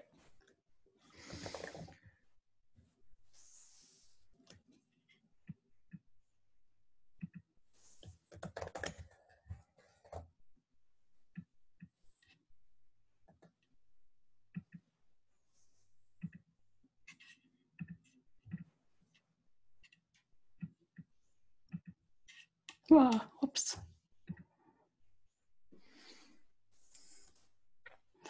What did I get? I don't see. Oh, I see Sean. Oh. But it looks Sean like rolls you rolled cold. it. Yeah. So -1 is your cold and +2 for that move. So that is a 7. Yeah. That works. Okay. So that means...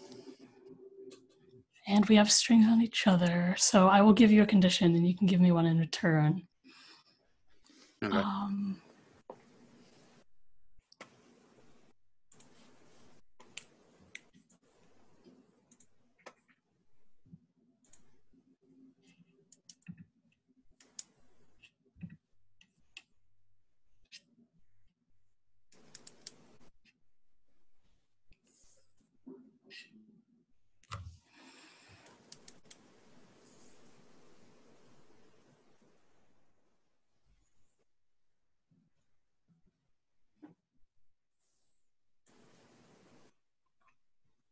Wary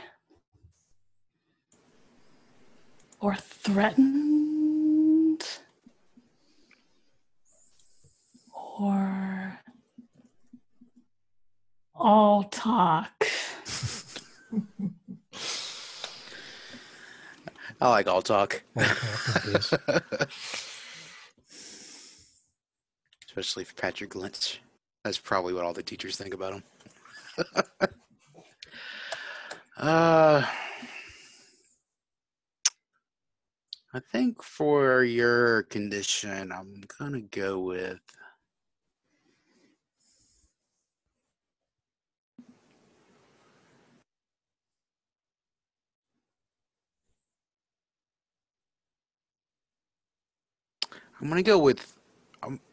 you're already conflicted, or maybe your conflicted's over. Maybe you're worried now that I actually will do something.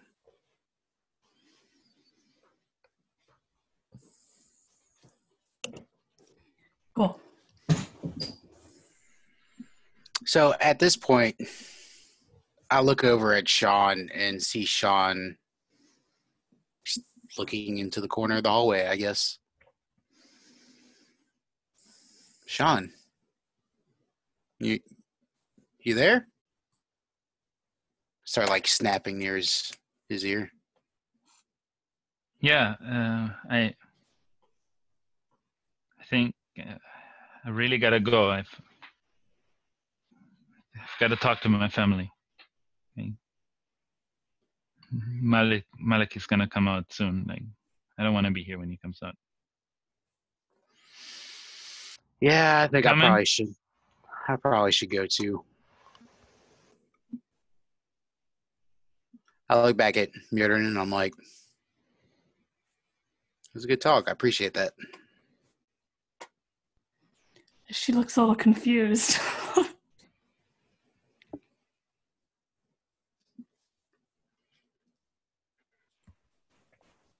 Yeah. Just a name I've been waiting to hear for the longest time. I'll see you around. Hopefully you don't skip town too early. Then I like turn and walk off with Sean. Come on, Patrick. We have to go. And yeah. So, can we? Are you interested in doing that walk home together? Are you gonna Sure. talk? Yeah, I got to straighten some things out with with Sean here because we're kind of on uneven ground. Okay, and then we can maybe swap back and forth when Maliki comes out. Yeah. Okay. So I'm like, Sean, what the heck was that back there, man? You just like totally disappeared. Yeah. You know what happened to me, and I don't really want. I haven't even told my family. I haven't even told my father. I don't want anyone to know. Then don't tell them. It's that easy. No, I mean, I do want them to know. I just don't want her to know. I don't want anyone else. Like, it's good. It's fine that you know, but Yeah, but I know because I saw it. Okay? sure. Look, you're not the only one that's special around here.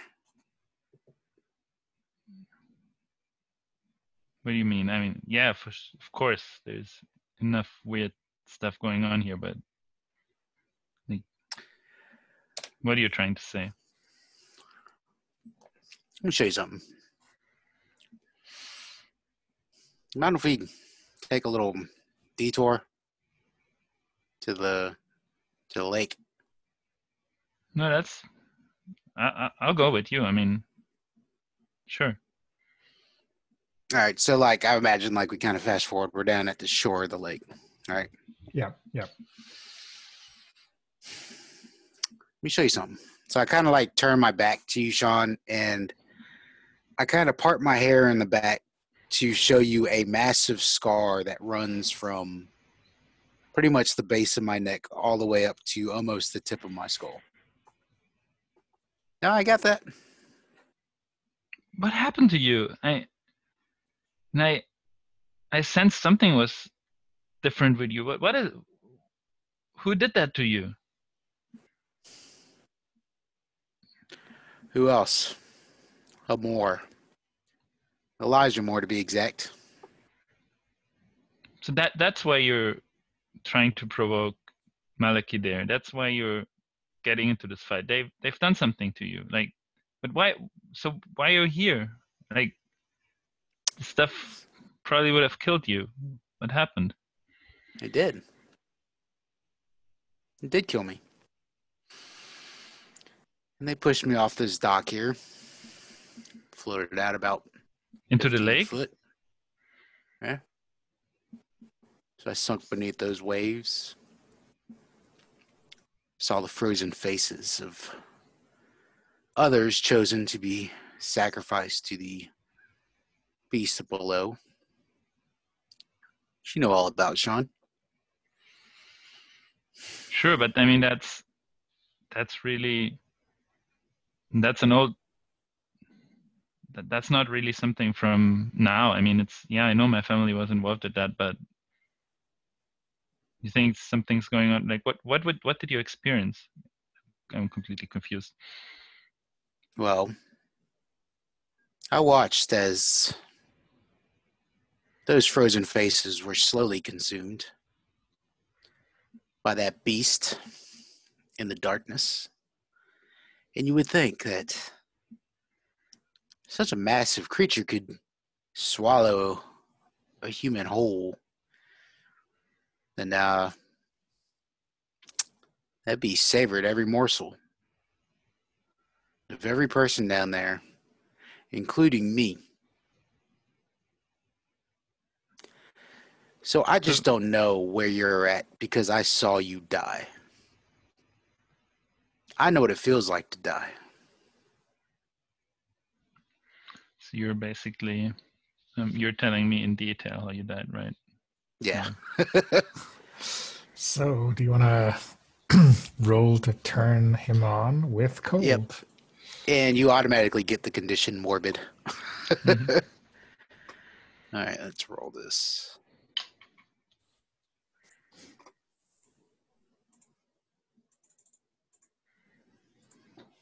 Oh, that's a 3. Wow.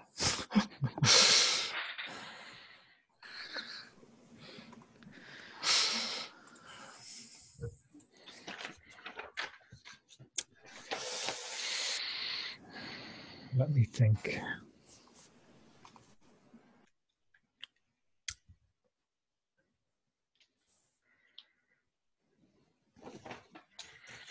So I'm going to be very cheap with my MC reaction. And I'm going to say that whatever morbid reaction that Sean has to this visceral description of your death is going to turn on Patrick. Sean, you want to describe that? And then we'll let Patrick pick one off the list for a reaction.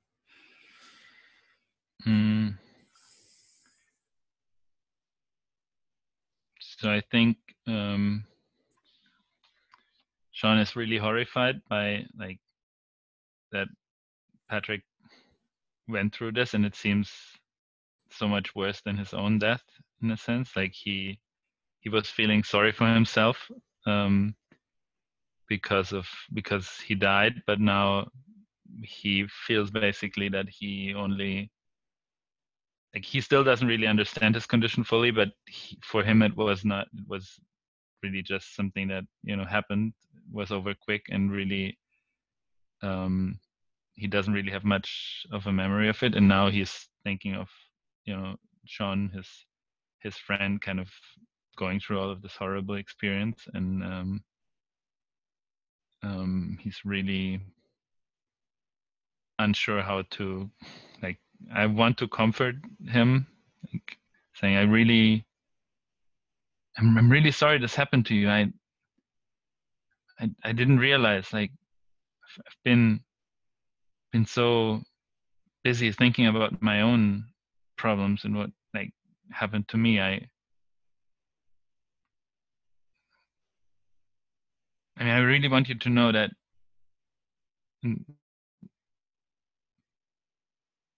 like this, what they did to you, they really should have to pay for that. Like, my family is gonna, I don't know, something. They're gonna do something. So,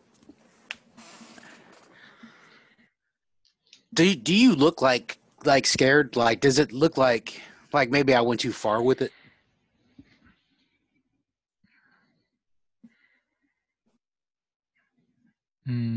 Yeah, I think so. Like, because I would just what would be the reason I would get embarrassed or awkward that I did that to you? Like, my hunger for fear went too far.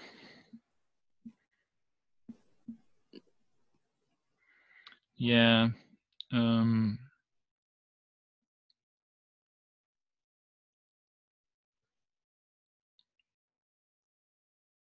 I mean, that the question is, like, is that a way of trying to push me away by, being like crass, morbid, and now but you actually don't,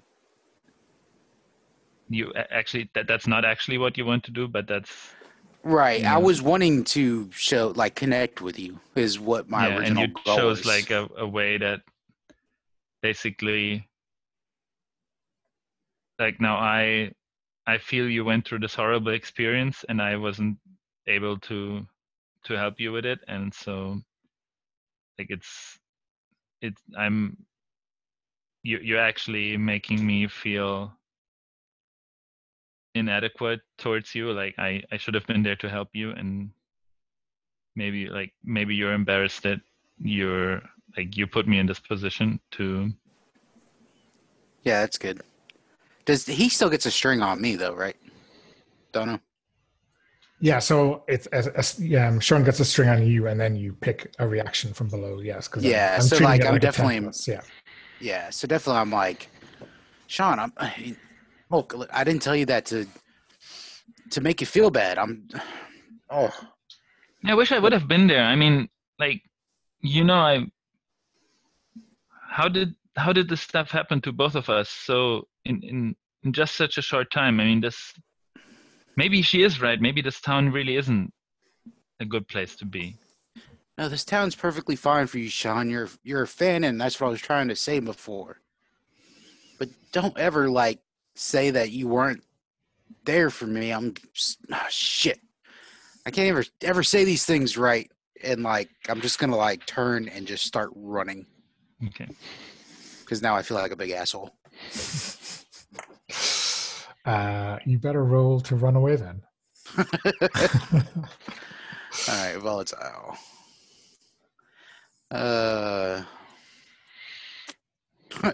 No, before it's just that's in school. It's like what Patrick lives for in school. Let's see, where's my character sheet? Volatile.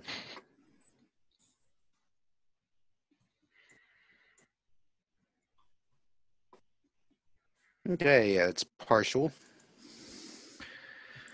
Okay, so I'm going to leave you choose. I'm going to leave you alone while I go back to Marine and Maliki, and you can think of something from that list. Yeah, so Maliki comes out into the corridor and Seems kind of vaguely surprised, but not too surprised that you're hanging around waiting for him.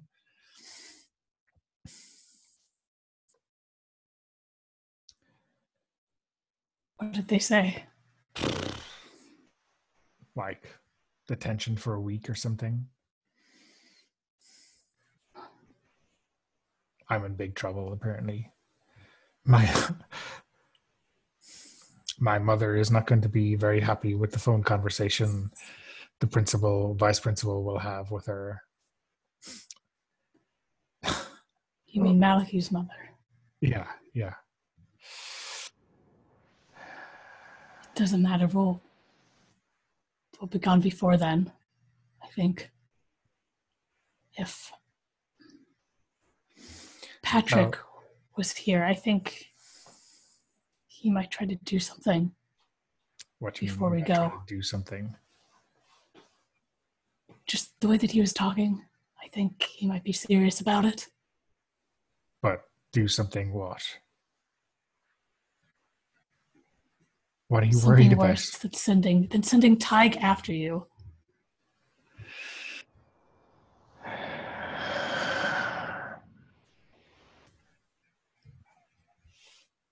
Well,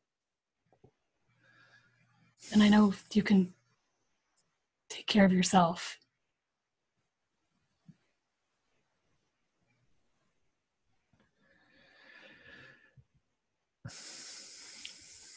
taking care of myself is not my priority right now. How soon can we go? I want to go. How far do you think we'll get in this day? Like maybe at the end of the day? Maybe, yeah. I'm not sure. Yeah. Let's say tonight. Okay. So I think he reaches out to let you take his hand. Yeah, and I'll do that.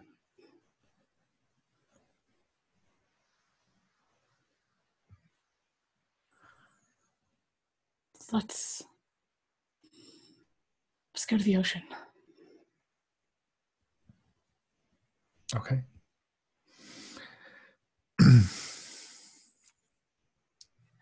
So I think he's relatively quiet on the way to the beach. But like when you arrive there, he really wants to know what you think Patrick is liable to do.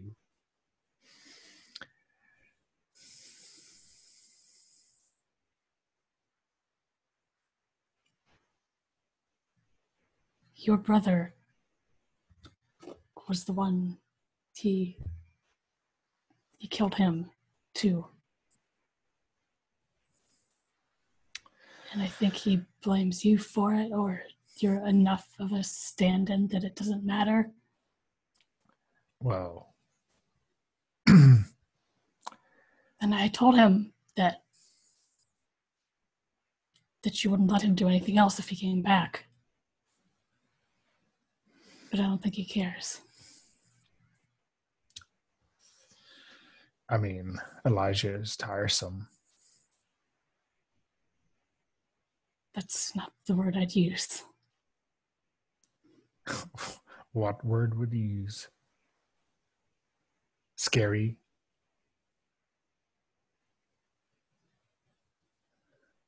And she doesn't say anything, but it's like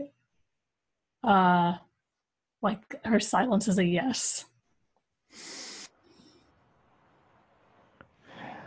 Well, maybe we should give Patrick a going away present.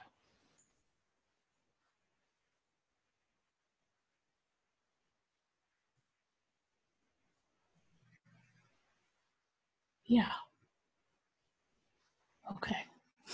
Okay. Let's flip back over to Patrick. What option do you want to take on that 7 to 9 for running away? I want to cause a big scene. Okay. So is this a scene like when you run away or when you get to where you're going? I want to say it's like in the process of running away. Okay. It's a scene that like the whole town would talk about. Okay. So who is there to witness this scene, and why don't you describe what they see that's so unusual? Let's see.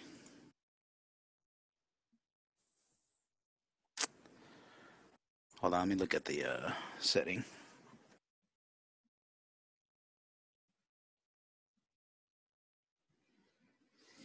Oh, there was an Orla, right, who was writing on the school newspaper. So intrepid reporter style.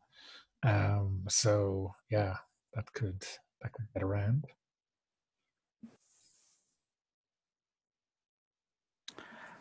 I think it's gonna.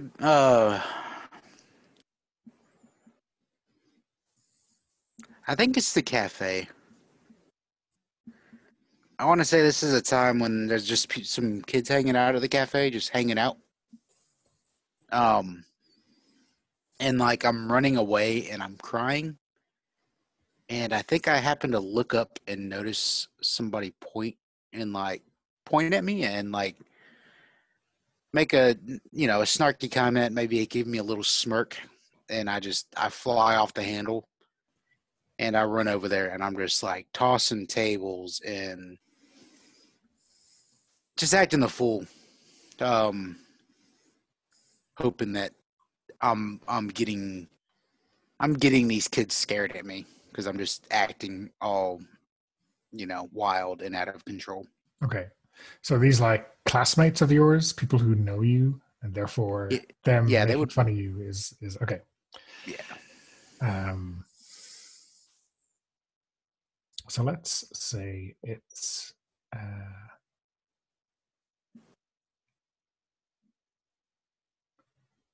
let's say it's Phelim and Brendan who are hanging out together, and Brendan's a bit of a jock. Phelim is, I don't know, you don't really notice him too much. He's just kind of quiet. Poor Phelim, indeed. He's staying out of any love triangles that pop up this week. So yeah, I think Brendan kind of said something, snarky about the Stadia, and so you run in and start throwing stuff around.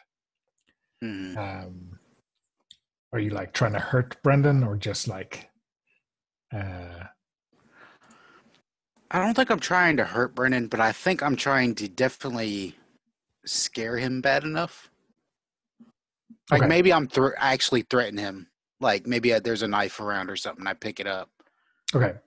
And I'm like, you think that's funny? Let's call it lash out physically, because I think a lot of the options are kind of interesting on the 7 to 9. One of those plastic cafe. Yeah. Ones, maybe. It's not even a butter. No, it's a pizza cutter. Oh, it's one of those rolling pizza cutters. Comic, but potentially dangerous. Yeah, potentially dangerous. Okay, let's roll this. Volatile. And I do get +1 to it because I am chasing a hunger, which is to cause fear. Yeah. Oh yeah, that's 12. Who needs that extra +1? Yeah. Yeah, I think you.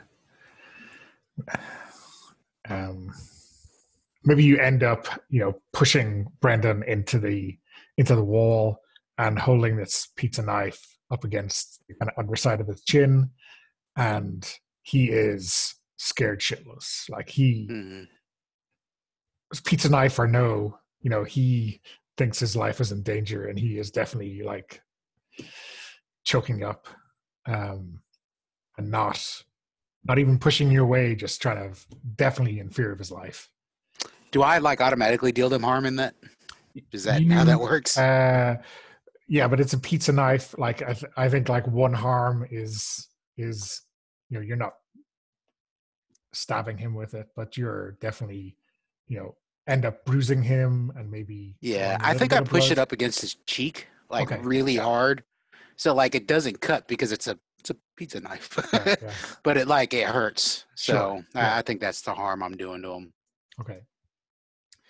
So, Sean, when Patrick like runs away from this kind of uncomfortable feeling,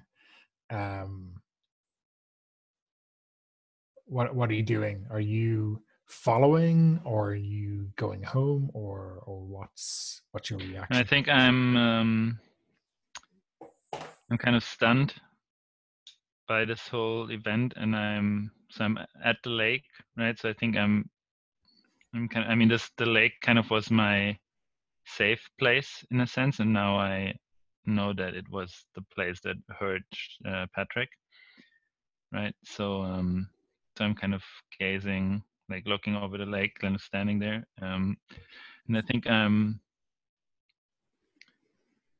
I want to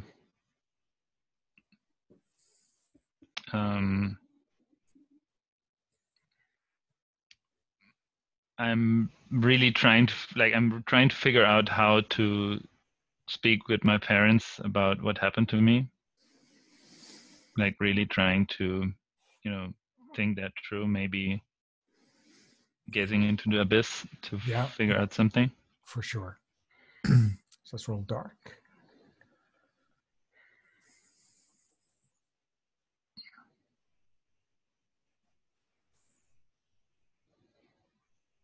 Okay, so on a 7 to 9 of gazing into the abyss, the abyss shows you confusing and alarming visions, but you get your answer nonetheless. Okay. So, is there any kind of physical or supernatural reaction to Sean gazing into the abyss, or is it all just inside his head?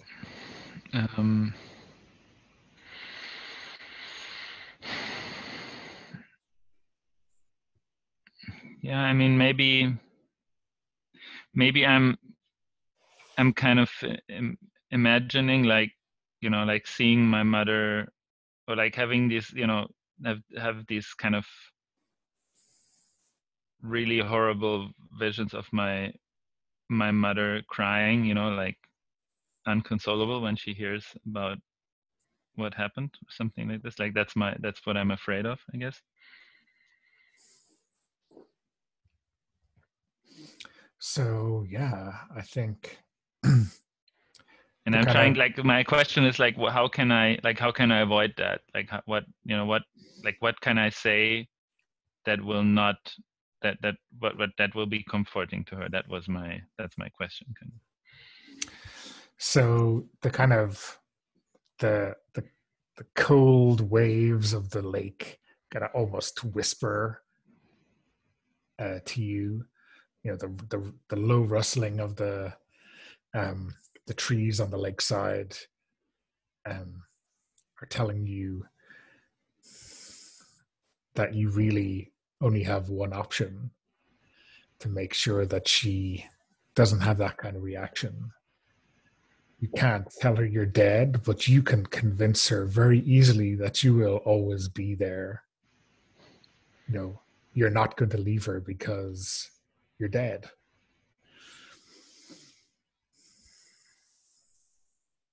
Okay.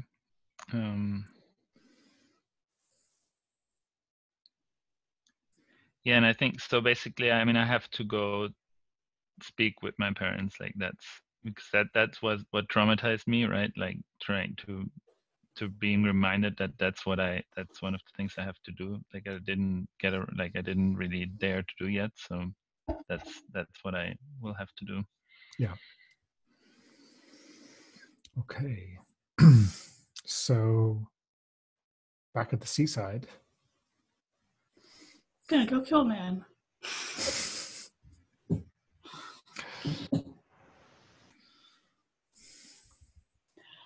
But yeah, there's like the sound of the waves, and it's like home. And I think Marine just kind of looks out over the ocean,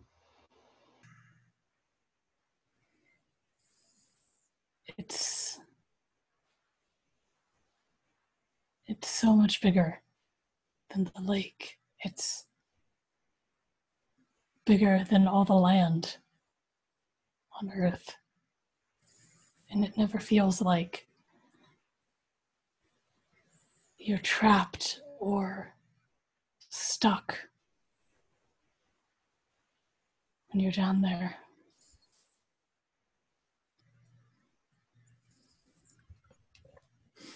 So he kind of looks out at the sea and then back at you.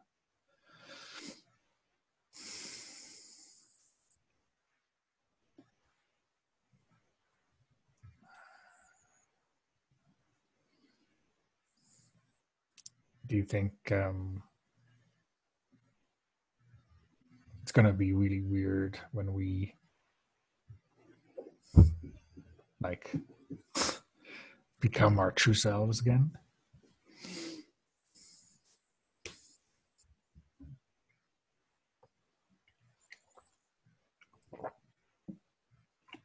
I've missed it.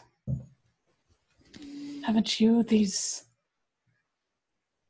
and like looking at her human hands. This isn't what we really are.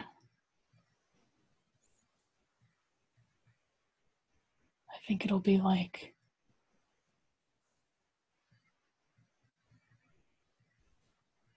taking off a skin rather than putting one back on.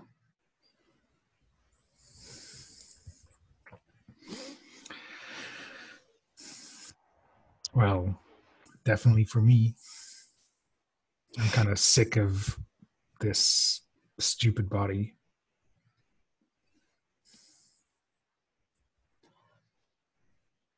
And she like looks at Maliki more, right? And then says, Muryask,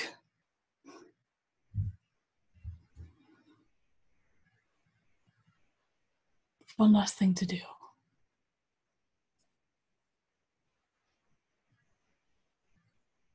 Can you call him?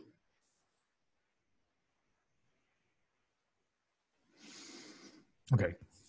So he calls him.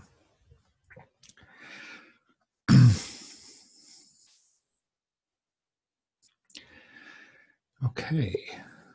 So I don't think we want to fill in exactly what he says, because this will obviously, when it happens, have been the conversation they had, right? We'll fill in the details in future.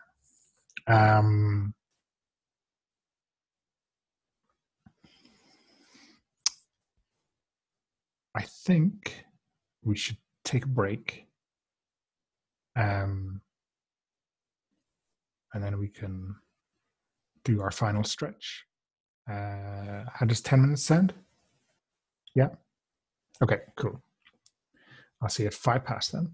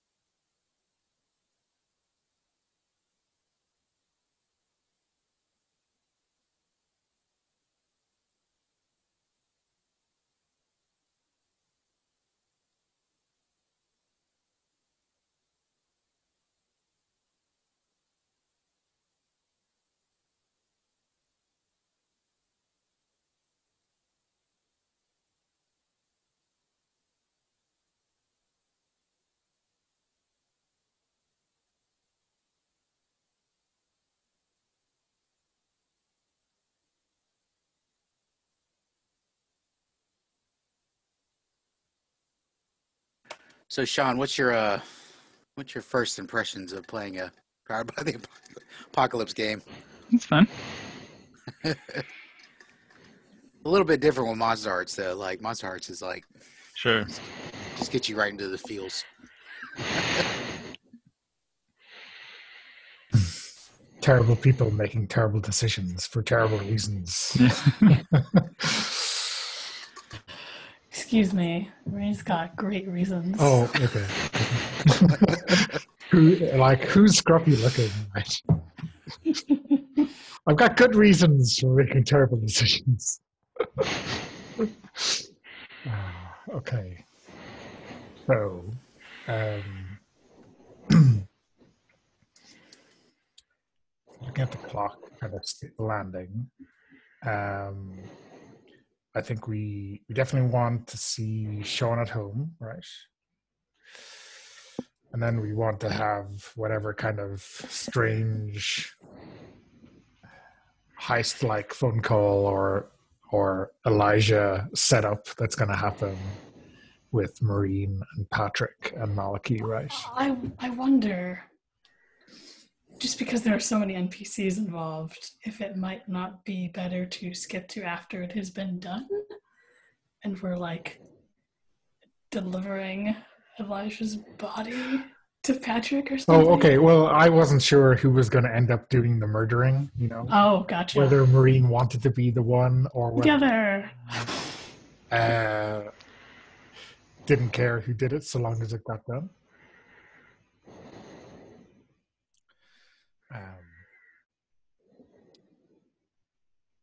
I'm happy to have that conversation, you know, out of I just feel like the aftermath is maybe the more interesting thing. Well, unless Patrick is the one wielding something other than a pizza cutter. No, I think it actually would be funny if you actually brought Elijah's body to Patrick, because that's not really what he plans. Okay. There can be messy outcomes to that as well. Okay, cool. So yeah, I think, do we start with Sean's scene? And then he can always be around for the great Elijah handover too. How does that sound? Sure. Okay. So, so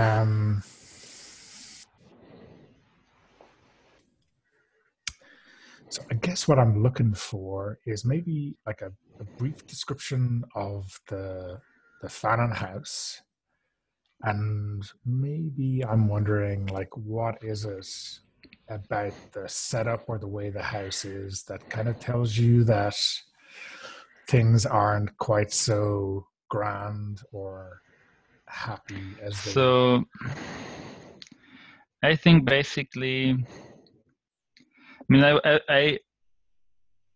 I thought that maybe my father is doing something, you know, like a really local job, like maybe the house is like a car repair shop or something, like, Sure, you know, yeah. it's like and Sean is really, like, he doesn't really have an aptitude for that kind of work, but he's really idolizing his father doing this. And I think kind of part of the difficult relationship with his mother is that his mother basically always wanted that he will leave this place at one point, you know, like not following his father's footsteps, but he's so focused on his father, and she's like, and she doesn't want, you know, she doesn't want to be critical of her husband, but she also doesn't want Sean to take over that work, right? So that seems to me like, and so that's of course a conflict between them as well. Yeah. Like, you know. And I'm like wondering what, you know, so how does the kind of audience of this show see that? Is it more about her not wanting Sean to be like his father, or is it more that she thinks Sean is better than him?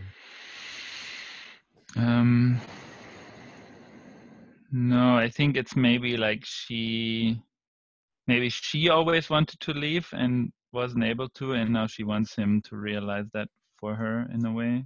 Okay, yeah. So,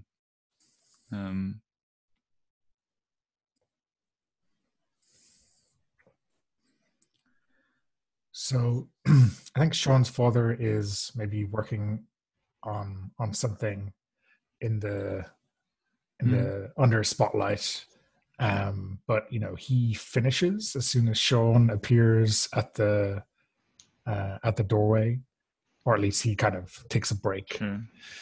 And wonders, how your day's been and what's been going on. It's been fine. There's been there was a fight at school, but the Moors, So I think my father is really involved in this conflict in a way. Like he's, very partial to the Fanon's side. So. So who are those bullies picking on now?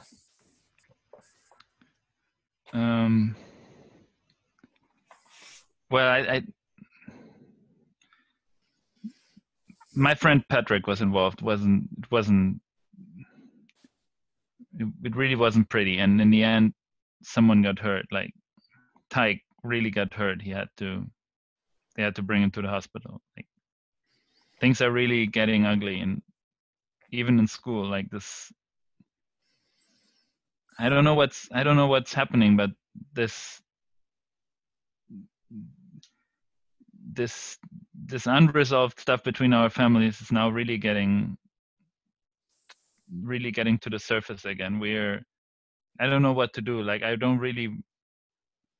already been involved too much.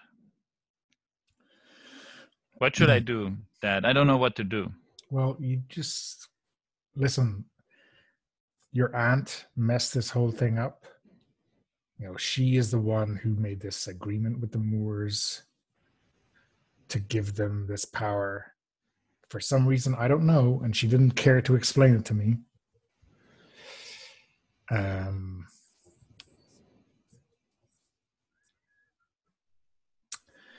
But what did they agree on? Like why would she even give them any power? Like they're only gonna use it for bad stuff. Like because your cousin Owen fucked up royally.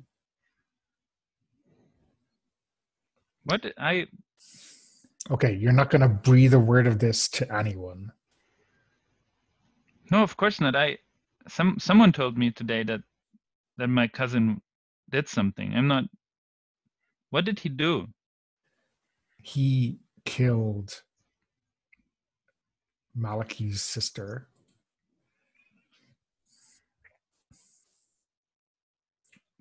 Saoirse. What? But this. I mean, no wonder he's been violent. Like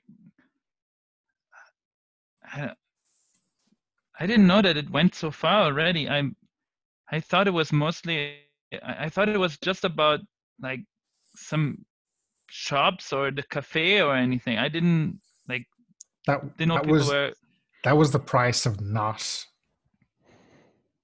They just covered it up, and the price for us keeping one of ours safe was we gave up the power. So what do you think is going to happen now? Like, are they going to take over the whole? Like, are we even going to matter anymore? We're always going to matter. People in this town still know things were better when we ran the show. Maybe we should just pack up and leave. I mean, if it's getting that, like, if people are dying, I don't know. Maybe what is even keeping us here? Like, this is our mom's home. Always saying this is our home, and we are not leaving over a setback like this. How can you just say it? How can you call it just a setback? Someone died. I mean, bad things can happen, you know? Maybe you'll understand when you're older. Maybe I understand. Maybe I even understand now. Like, something happened to me. What would you feel like when, you know, maybe if this becomes even more serious, something could happen to me. What would you think if that were the case? What would you do? What would I do to protect you? Sure, like, you're not afraid something's going to happen to me? Of course I am. But that's what I'm saying, right?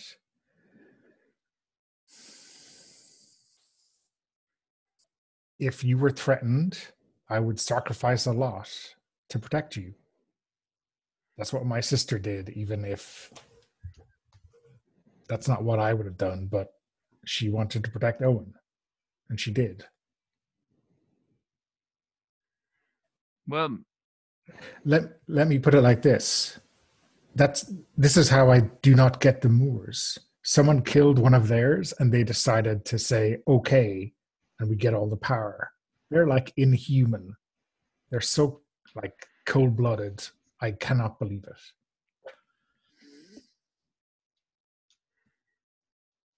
well, maybe, I don't know, I think I might have done something to get involved in this, and it might have already happened, you know? Like, I might have already. Well, stop then. Like, don't do it. Well, but I mean, I just, you know, you've always told me, like, we have to always, everyone has to do their part to defend, like, our family's place. Like, people have to respect us, you know? But it can be dangerous, and I don't.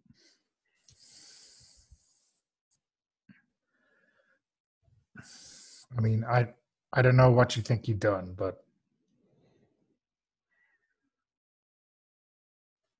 Like, do I have to feel like, I mean, my family is they know about, like, supernatural stuff, or, you know, that, like, my father's, or how is it, like, do I have the yeah, feeling my father's aware that something more than just a family feud is going on, or. I don't know. I mean, like, nobody really believes those old stories about what the Okay. Phalanx did 1,000 years ago to defeat the dragon, right? That's just fairy tales. So I don't, unless you think you do have reason to believe No. he believes in natural. I'm not sure. Okay, I think okay. So, but you have to promise that you won't tell mom about it, right? I trust you, like. Sure. I mean, us boys got to stick together, right? So I mean, you know, a friend of mine, really just, the cafe, you know, they've taken the cafe from us, and I thought I would just get it back for her, so at least, you know, stop, like, they shouldn't profit from it. So you know, you've heard about the explosion, right? Yeah. Yeah, that was me. And Sean, what were you thinking? You could have been killed. That stuff is dangerous. yeah, I mean, I don't know how to tell you, but maybe, like, I don't really even understand it myself, but maybe I was hurt in that explosion. I don't, maybe someone, maybe our aunt, maybe they can tell me what. I don't even know what's going on with me myself. I don't really understand it. Like, So I think he kind of walks over to you and he's wiping his hands on a kind of dirty, oily rag. And he kind of looks carefully into your eyes and kind of takes your head in his hands and says, "Listen, you're okay. If you get headaches or anything, we'll bring you to the hospital." Okay, I think I wanna run away. Okay. Let's see.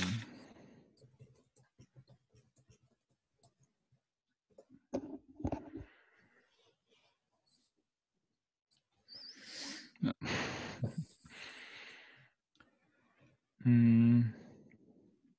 So, yeah.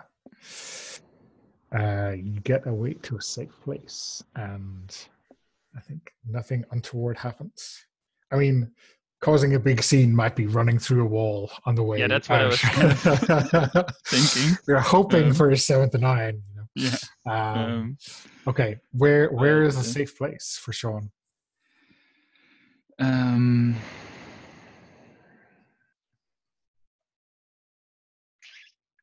Well, the lake used to be the safe place. No, it's not anymore.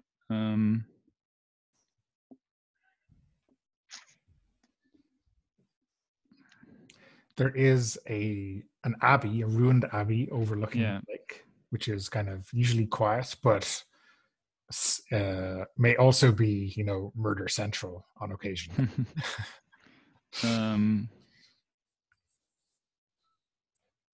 Yeah. Let's see. No, maybe just his room, like in the house, like Okay. he just doesn't know how to tell, like, because he doesn't really know how to formulate what his condition is now.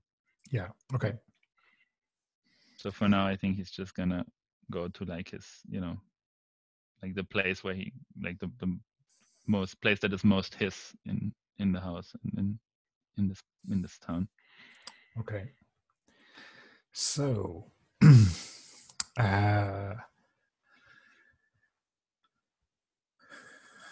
yeah. Marine, you're gonna maybe call Patrick and let him know that you have a surprise for him. I think if Pat's cool with this, like just show up at your house with the bearing gifts. Oh, okay. So, what's in the box, or? Yeah, like. Yeah. Well, I like Doorbell, before you. like Marine is like inexplicably completely soaked. I think we get like as we come back, we get like this flash of like 3 people in like the surf, and then like red in the water. Okay. I like the idea of when you show up at my house, like you could hear yelling from the outside, but it's all muffled yelling. And then like when I open the door, it's obviously like my dad's yelling at me. And I just like ignore him and walk outside. Oh, he's still yelling at you. Yeah. I think Sean's just gonna, gather his wits, and then he's just gonna drift up through like the roof of the house and kind of drift over to Patrick's place. Yeah, it's probably Kind not of even watching. that far away in this town. Yeah, It's a very kind of watching from above, like that's. Okay. Yeah. Yeah, show up at the least opportune moment. Yeah. So, yeah. What does Patrick do when he sees Marine and Malachi like and standing? this suspiciously body-shaped thing? Yeah, like I think I'm confused, and I'm like,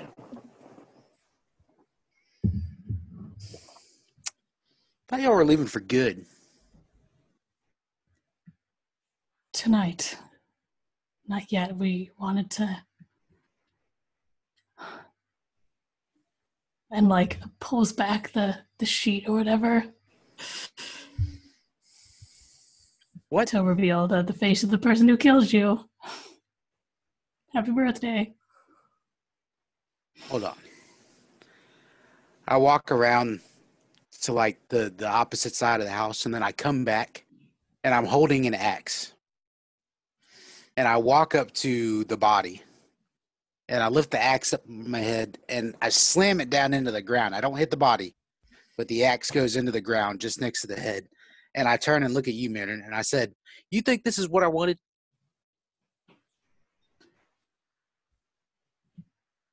Isn't it? No. I wanted to see the same look in his face as those faces I saw beneath the waves. I He's told dead. you he wanted fear. He wanted to have bloody soaked hands himself.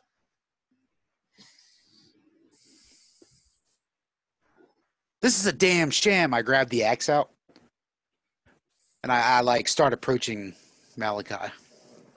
You afraid of me? More?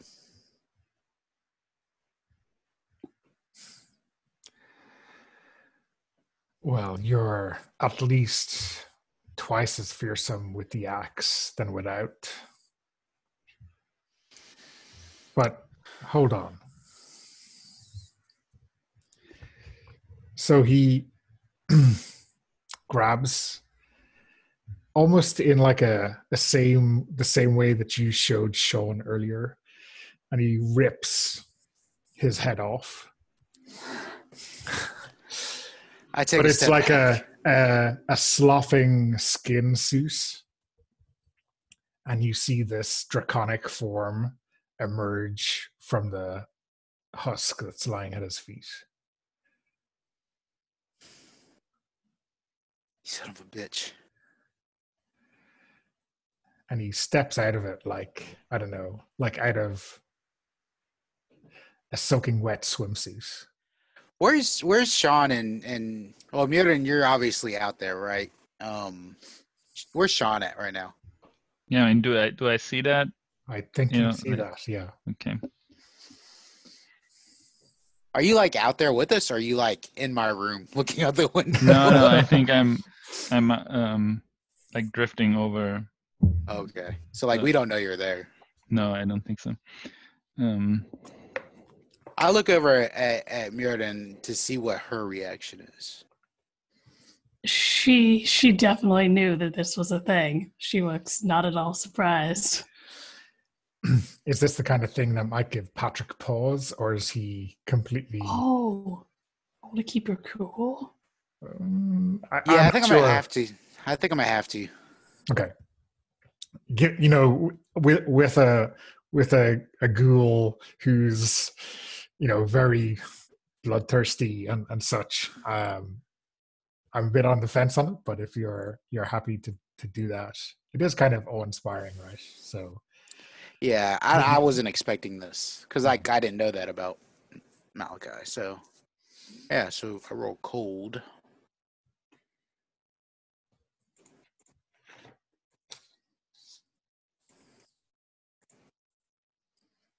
That's a 9. Okay.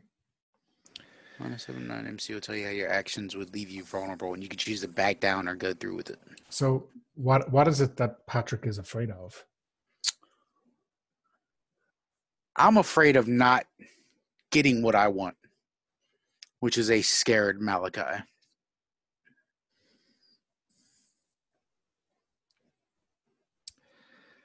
So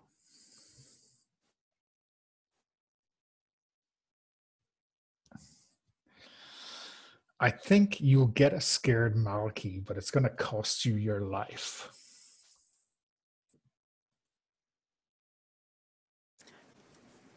Okay. Do I choose how he gets scared? Or are you going to let me know that? Because I have an idea. Well, let's roll with that. Mirren, if you're up for it, like, I mean, this, I'm asking for your consent on this, but that, like, I grab your character and hold the axe to her throat. She begins to sing. Okay, so So Patrick does that in hopes of Malachi being afraid of Mirren getting hurt. Okay. Oh, I think I might need to roll my cool, or roll Yeah, to heat my cool actually I first think before I with do anything else. with axe to throat, singing is usually optional. I mean, awesome, but optional. And I also want to hear what Sean's reaction is to that. Yeah. Okay. Yeah, I guess I can't invoke Malachi's name. I've got an axe to my throat, so just. But I do have an awful lot of strings on Patrick, so depending on how poorly I roll, I might pull you a can few of boost them, those. yeah.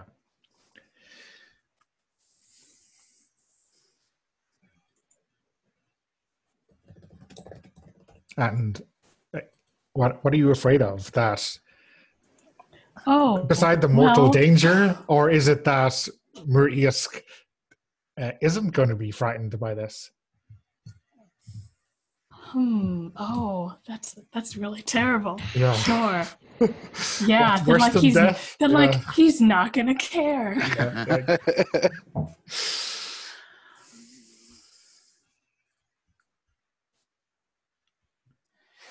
But also, I'm afraid of dying. Okay. Yeah. I mean, that's fair.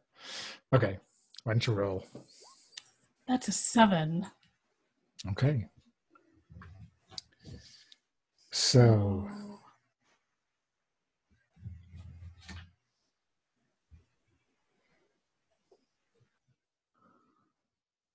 How your actions would leave you vulnerable. Okay. And my action might be singing here. Yeah.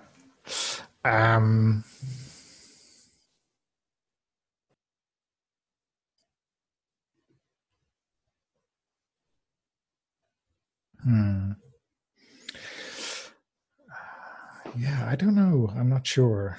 I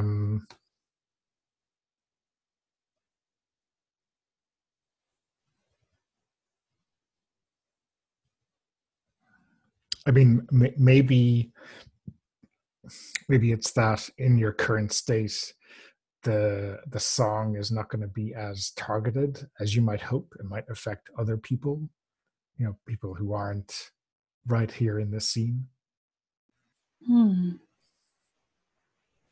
Interesting. Or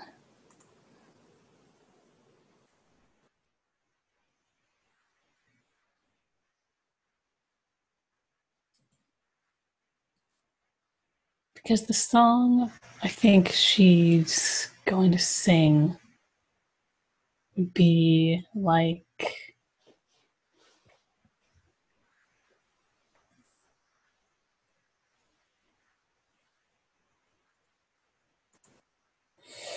not even hope, but like a wish for the future kind of thing, but like a future that is actually something that I've chosen. Okay. And like, I know this isn't exactly what you wanted, Patrick, but like the person who hurt you is dead, and she thinks that is good enough.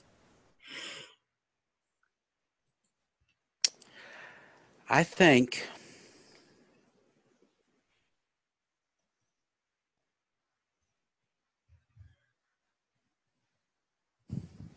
can I offer up a string? Because I do have 2 strings on you. You do.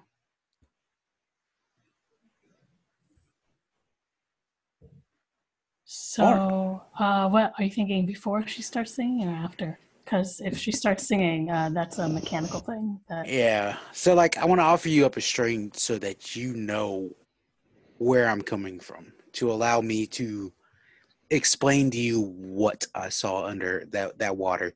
And even though that is a mechanical goal move, I won't actually use the move on you to, like, turn you on or anything. I just want you to know.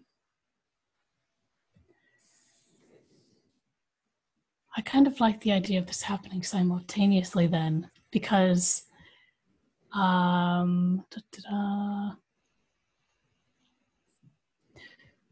when you're soaking wet, you can sing a haunting song. Those who hear it, listen.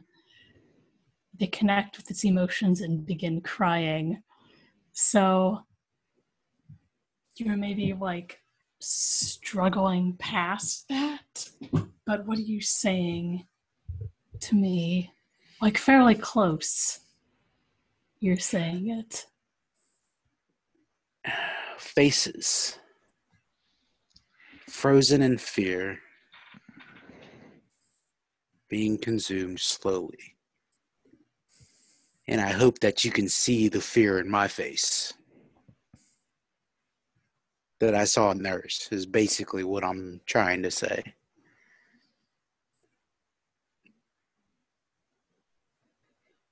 I think she, as you finish speaking, she turns around or tries to like turns her head enough that she can like see you out of the corner of her eye and says, "It's hard to see your face when you have an axe to my throat. But I'm telling you too that you don't need to be afraid anymore." I don't care about being afraid. I need him to be afraid. And I kind of like turn you so we can both see his face. What do we see? Okay. So yeah, he is terrified, not for himself, but for Marine. And he yells at you, "Let her go now." You see, Marin? That's all I ever wanted. Told you before, Malachi. If that's all you wanted was fear and pain, then you're worse than he ever was. No. He's caused that look on more than anybody else. Malachi, I've told you in the principal's office, you are truly a piece of shit. And like I kind of like let my grip go on Meriden. So if you want to like run away from me or anything. Yes, please. So as soon as she's gone, he snaps out his claw to grab your face, and you can feel it freezing like underneath the lake, and he just flings you across the other side of the road into your kind of neighbor's front wall, and you hear something snap. So I think at this point, I have to see whether I'm scared of him. Like that like I think that was the condition before. Like this was the question whether I'm scared of Malachi. Yeah. So I think maybe I'll try to keep my cool. Okay.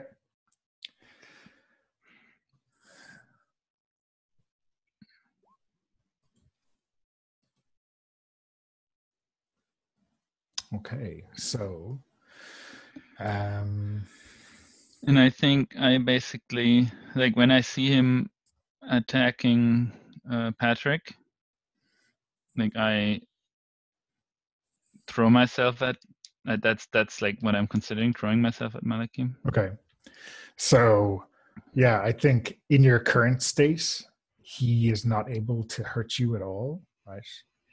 Maybe when you're floating up and flying, you're incorporeal, but as soon as you try to attack him, he'll be able to hurt you. Patrick, so I think that's probably a dead, right, from the description. So you can go darkest self or lose all your strings to be alive again. Yeah, I think I don't know if I want to go darkest self here because like I think Patrick is satisfied he got what he wanted. Okay, yeah. He wanted to see the fear in Malachi. That was like his one and only thing. So I'd probably lose strings on everybody. Okay. When the camera kind of zooms in to you, like lying there broken, and those eyes flash open again, like what's the kind of look on Patrick's face that we see that makes us realize that, you know, he's happy with this result, if we can say that? I would say like kind of like a calmness, I guess.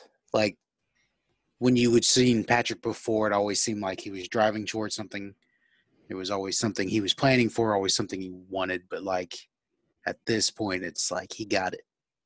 So like the hunger has been sated, if only for... Yeah. Yeah, okay, cool.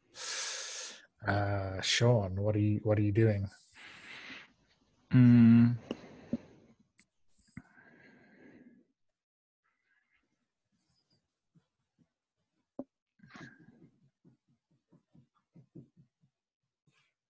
So Patrick's lying there, basically.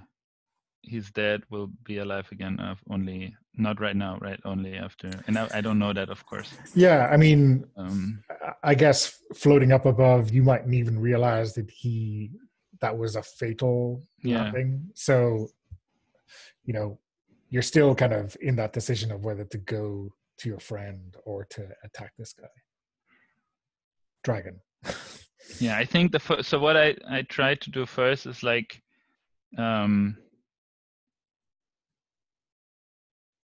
but he is not like Malaki is not kind of rushing towards Patrick or anything. He's just standing there. No, he's not.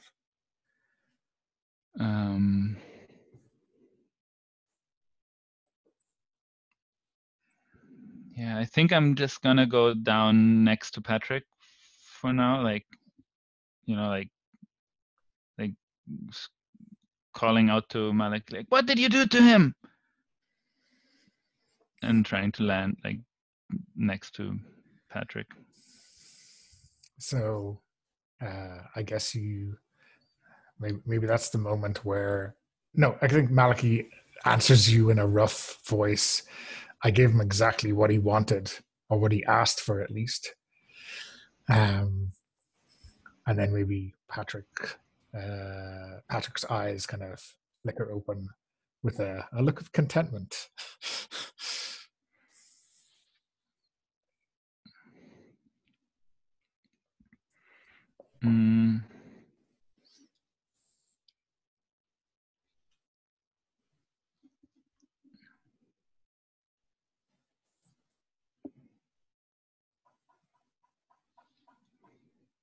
So I think when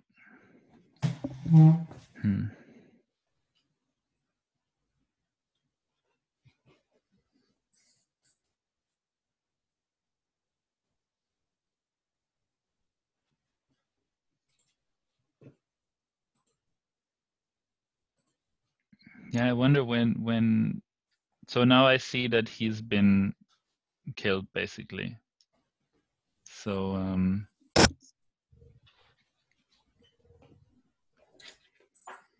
yeah, I think I have to try to keep my cool again. So you afraid he's dead, or afraid he's, you know, just... No, I think basically like if I'm not too afraid, I think I will attack or somehow throw myself against Malaki.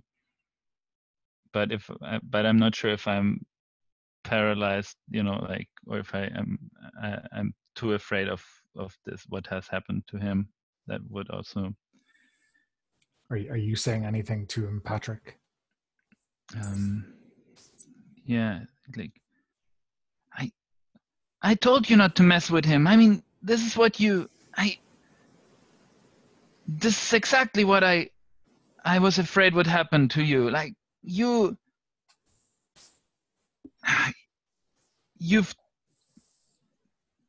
I don't know what's going to happen to you now. You died violently once and now again, and the Moors are to blame for it all. I hate them.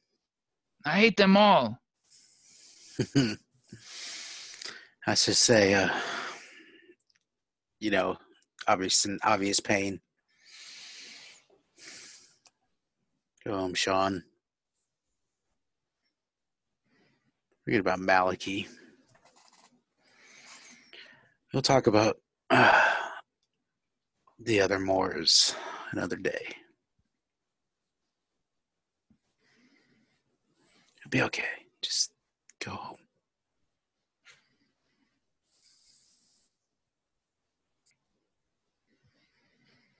But he hurt you. I have to do something.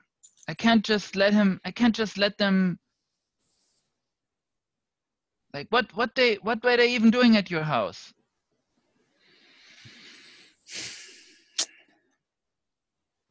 They just thought I wanted death. I just wanted them to feel what I felt. Did they? I think I got that. Yes. You saw the look on his face. He loves that girl. So. And he was scared for her. What? But what does it give you? What does it help you?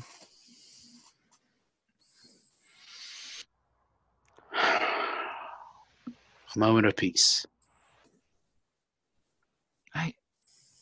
I don't understand, but if you say so, I mean, I'm really trying to understand how this is something that's helping you feel better about all of this.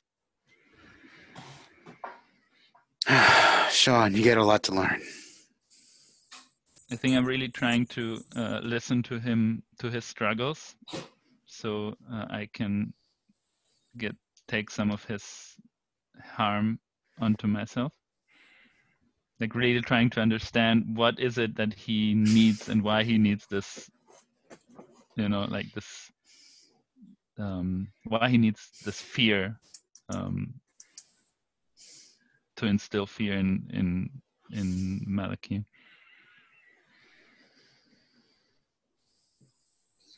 It's the only way I can forget mine.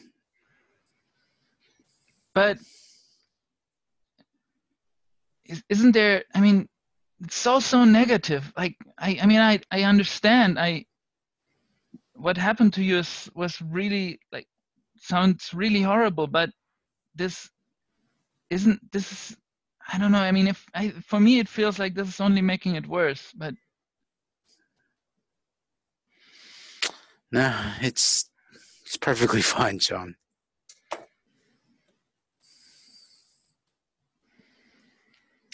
What's happening at the other side of the street when Maureen got free of Patrick?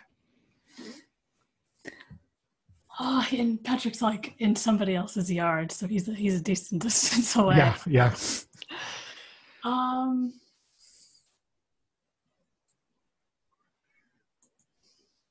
Probably just like running from the porch right to the, and like forgetting about the body we've brought here. Like that can be Patrick's problem. Yeah. I think like running to Malachi, and then after like, oh, you're okay, I'm okay, yeah, okay, good. Just like heading probably at a run down the street. My plan is to grab my skin and like we'll go now. It feels like it's time. Okay. Okay. I mean, not sure. We have a huge. Do we want to wrap up that scene? Sean, do you carry Patrick's body to your house? Yeah, I mean, so is it? Am I able to keep him from dying? Yeah, I think my transference move. Yeah, I mean, I guess we had you had kind of already made the decision to reduce the harm, right, Patrick, by losing strings, but you could say you're going to keep them and then use the transference move instead, right? Oh yeah, you said you wouldn't actually die, right? Yeah. Yeah. So when you Yeah. take 4 harm in Monsterhearts, you have a couple of options. You can die, Sure. or there's actually a ghoul move Lose that allows you it. to Yeah, come yeah, back, and then you can Mhm. either lose all your strings to go back to 0 harm, or go Darkest Self. So Yeah, I didn't have the goal move to come back to life, so yeah, I just so, lost all my strings. But that's fine. I mean, if you healed me, perhaps it's not what Patrick would have wanted, but you did it anyways. yeah. Okay. So, but we see the two of you kind of lurching through the streets back to the Sean's house. Cool. Yeah, so I think we can wrap that scene. I think we probably want to do an epilogue for everyone. So we start with Maureen. This can be like 5 minutes later, 5 days, 5 weeks, whatever seems most useful to you. So we start with Maureen. Yeah, I think it's like we see the dark interior of Marine's room with like all the little like things and pieces of this world that she's collected. We probably hear like some of Owen's old music playing, and like the camera kind of settles in on her seal skin hung up on the wall, and then we just see her like come into the room, like Maliki like standing like off at the end of the hallway, and she grabs it, and like the next shot we get is of them on the beach in Maliki's like his dragon form, whatever, and then we see a Marine like laying the skin on the sand and like crawling inside of it, and it kind of closing up around her, and then she is literally a seal, and like turns and looks at Maliki, and then like shuffle into the waves coming in, and the last shot we get of them is just like the shape of her. It's like jumping up out of the water a little bit and then going down, and then just the waves coming in. Okay, is that the happiest Monsterhearts ending ever? Patrick, what do we see of him? I think you get like this little vignette of like you see Patrick coming out of school, and Mr. Bannon's like, or what was his name, Brandon?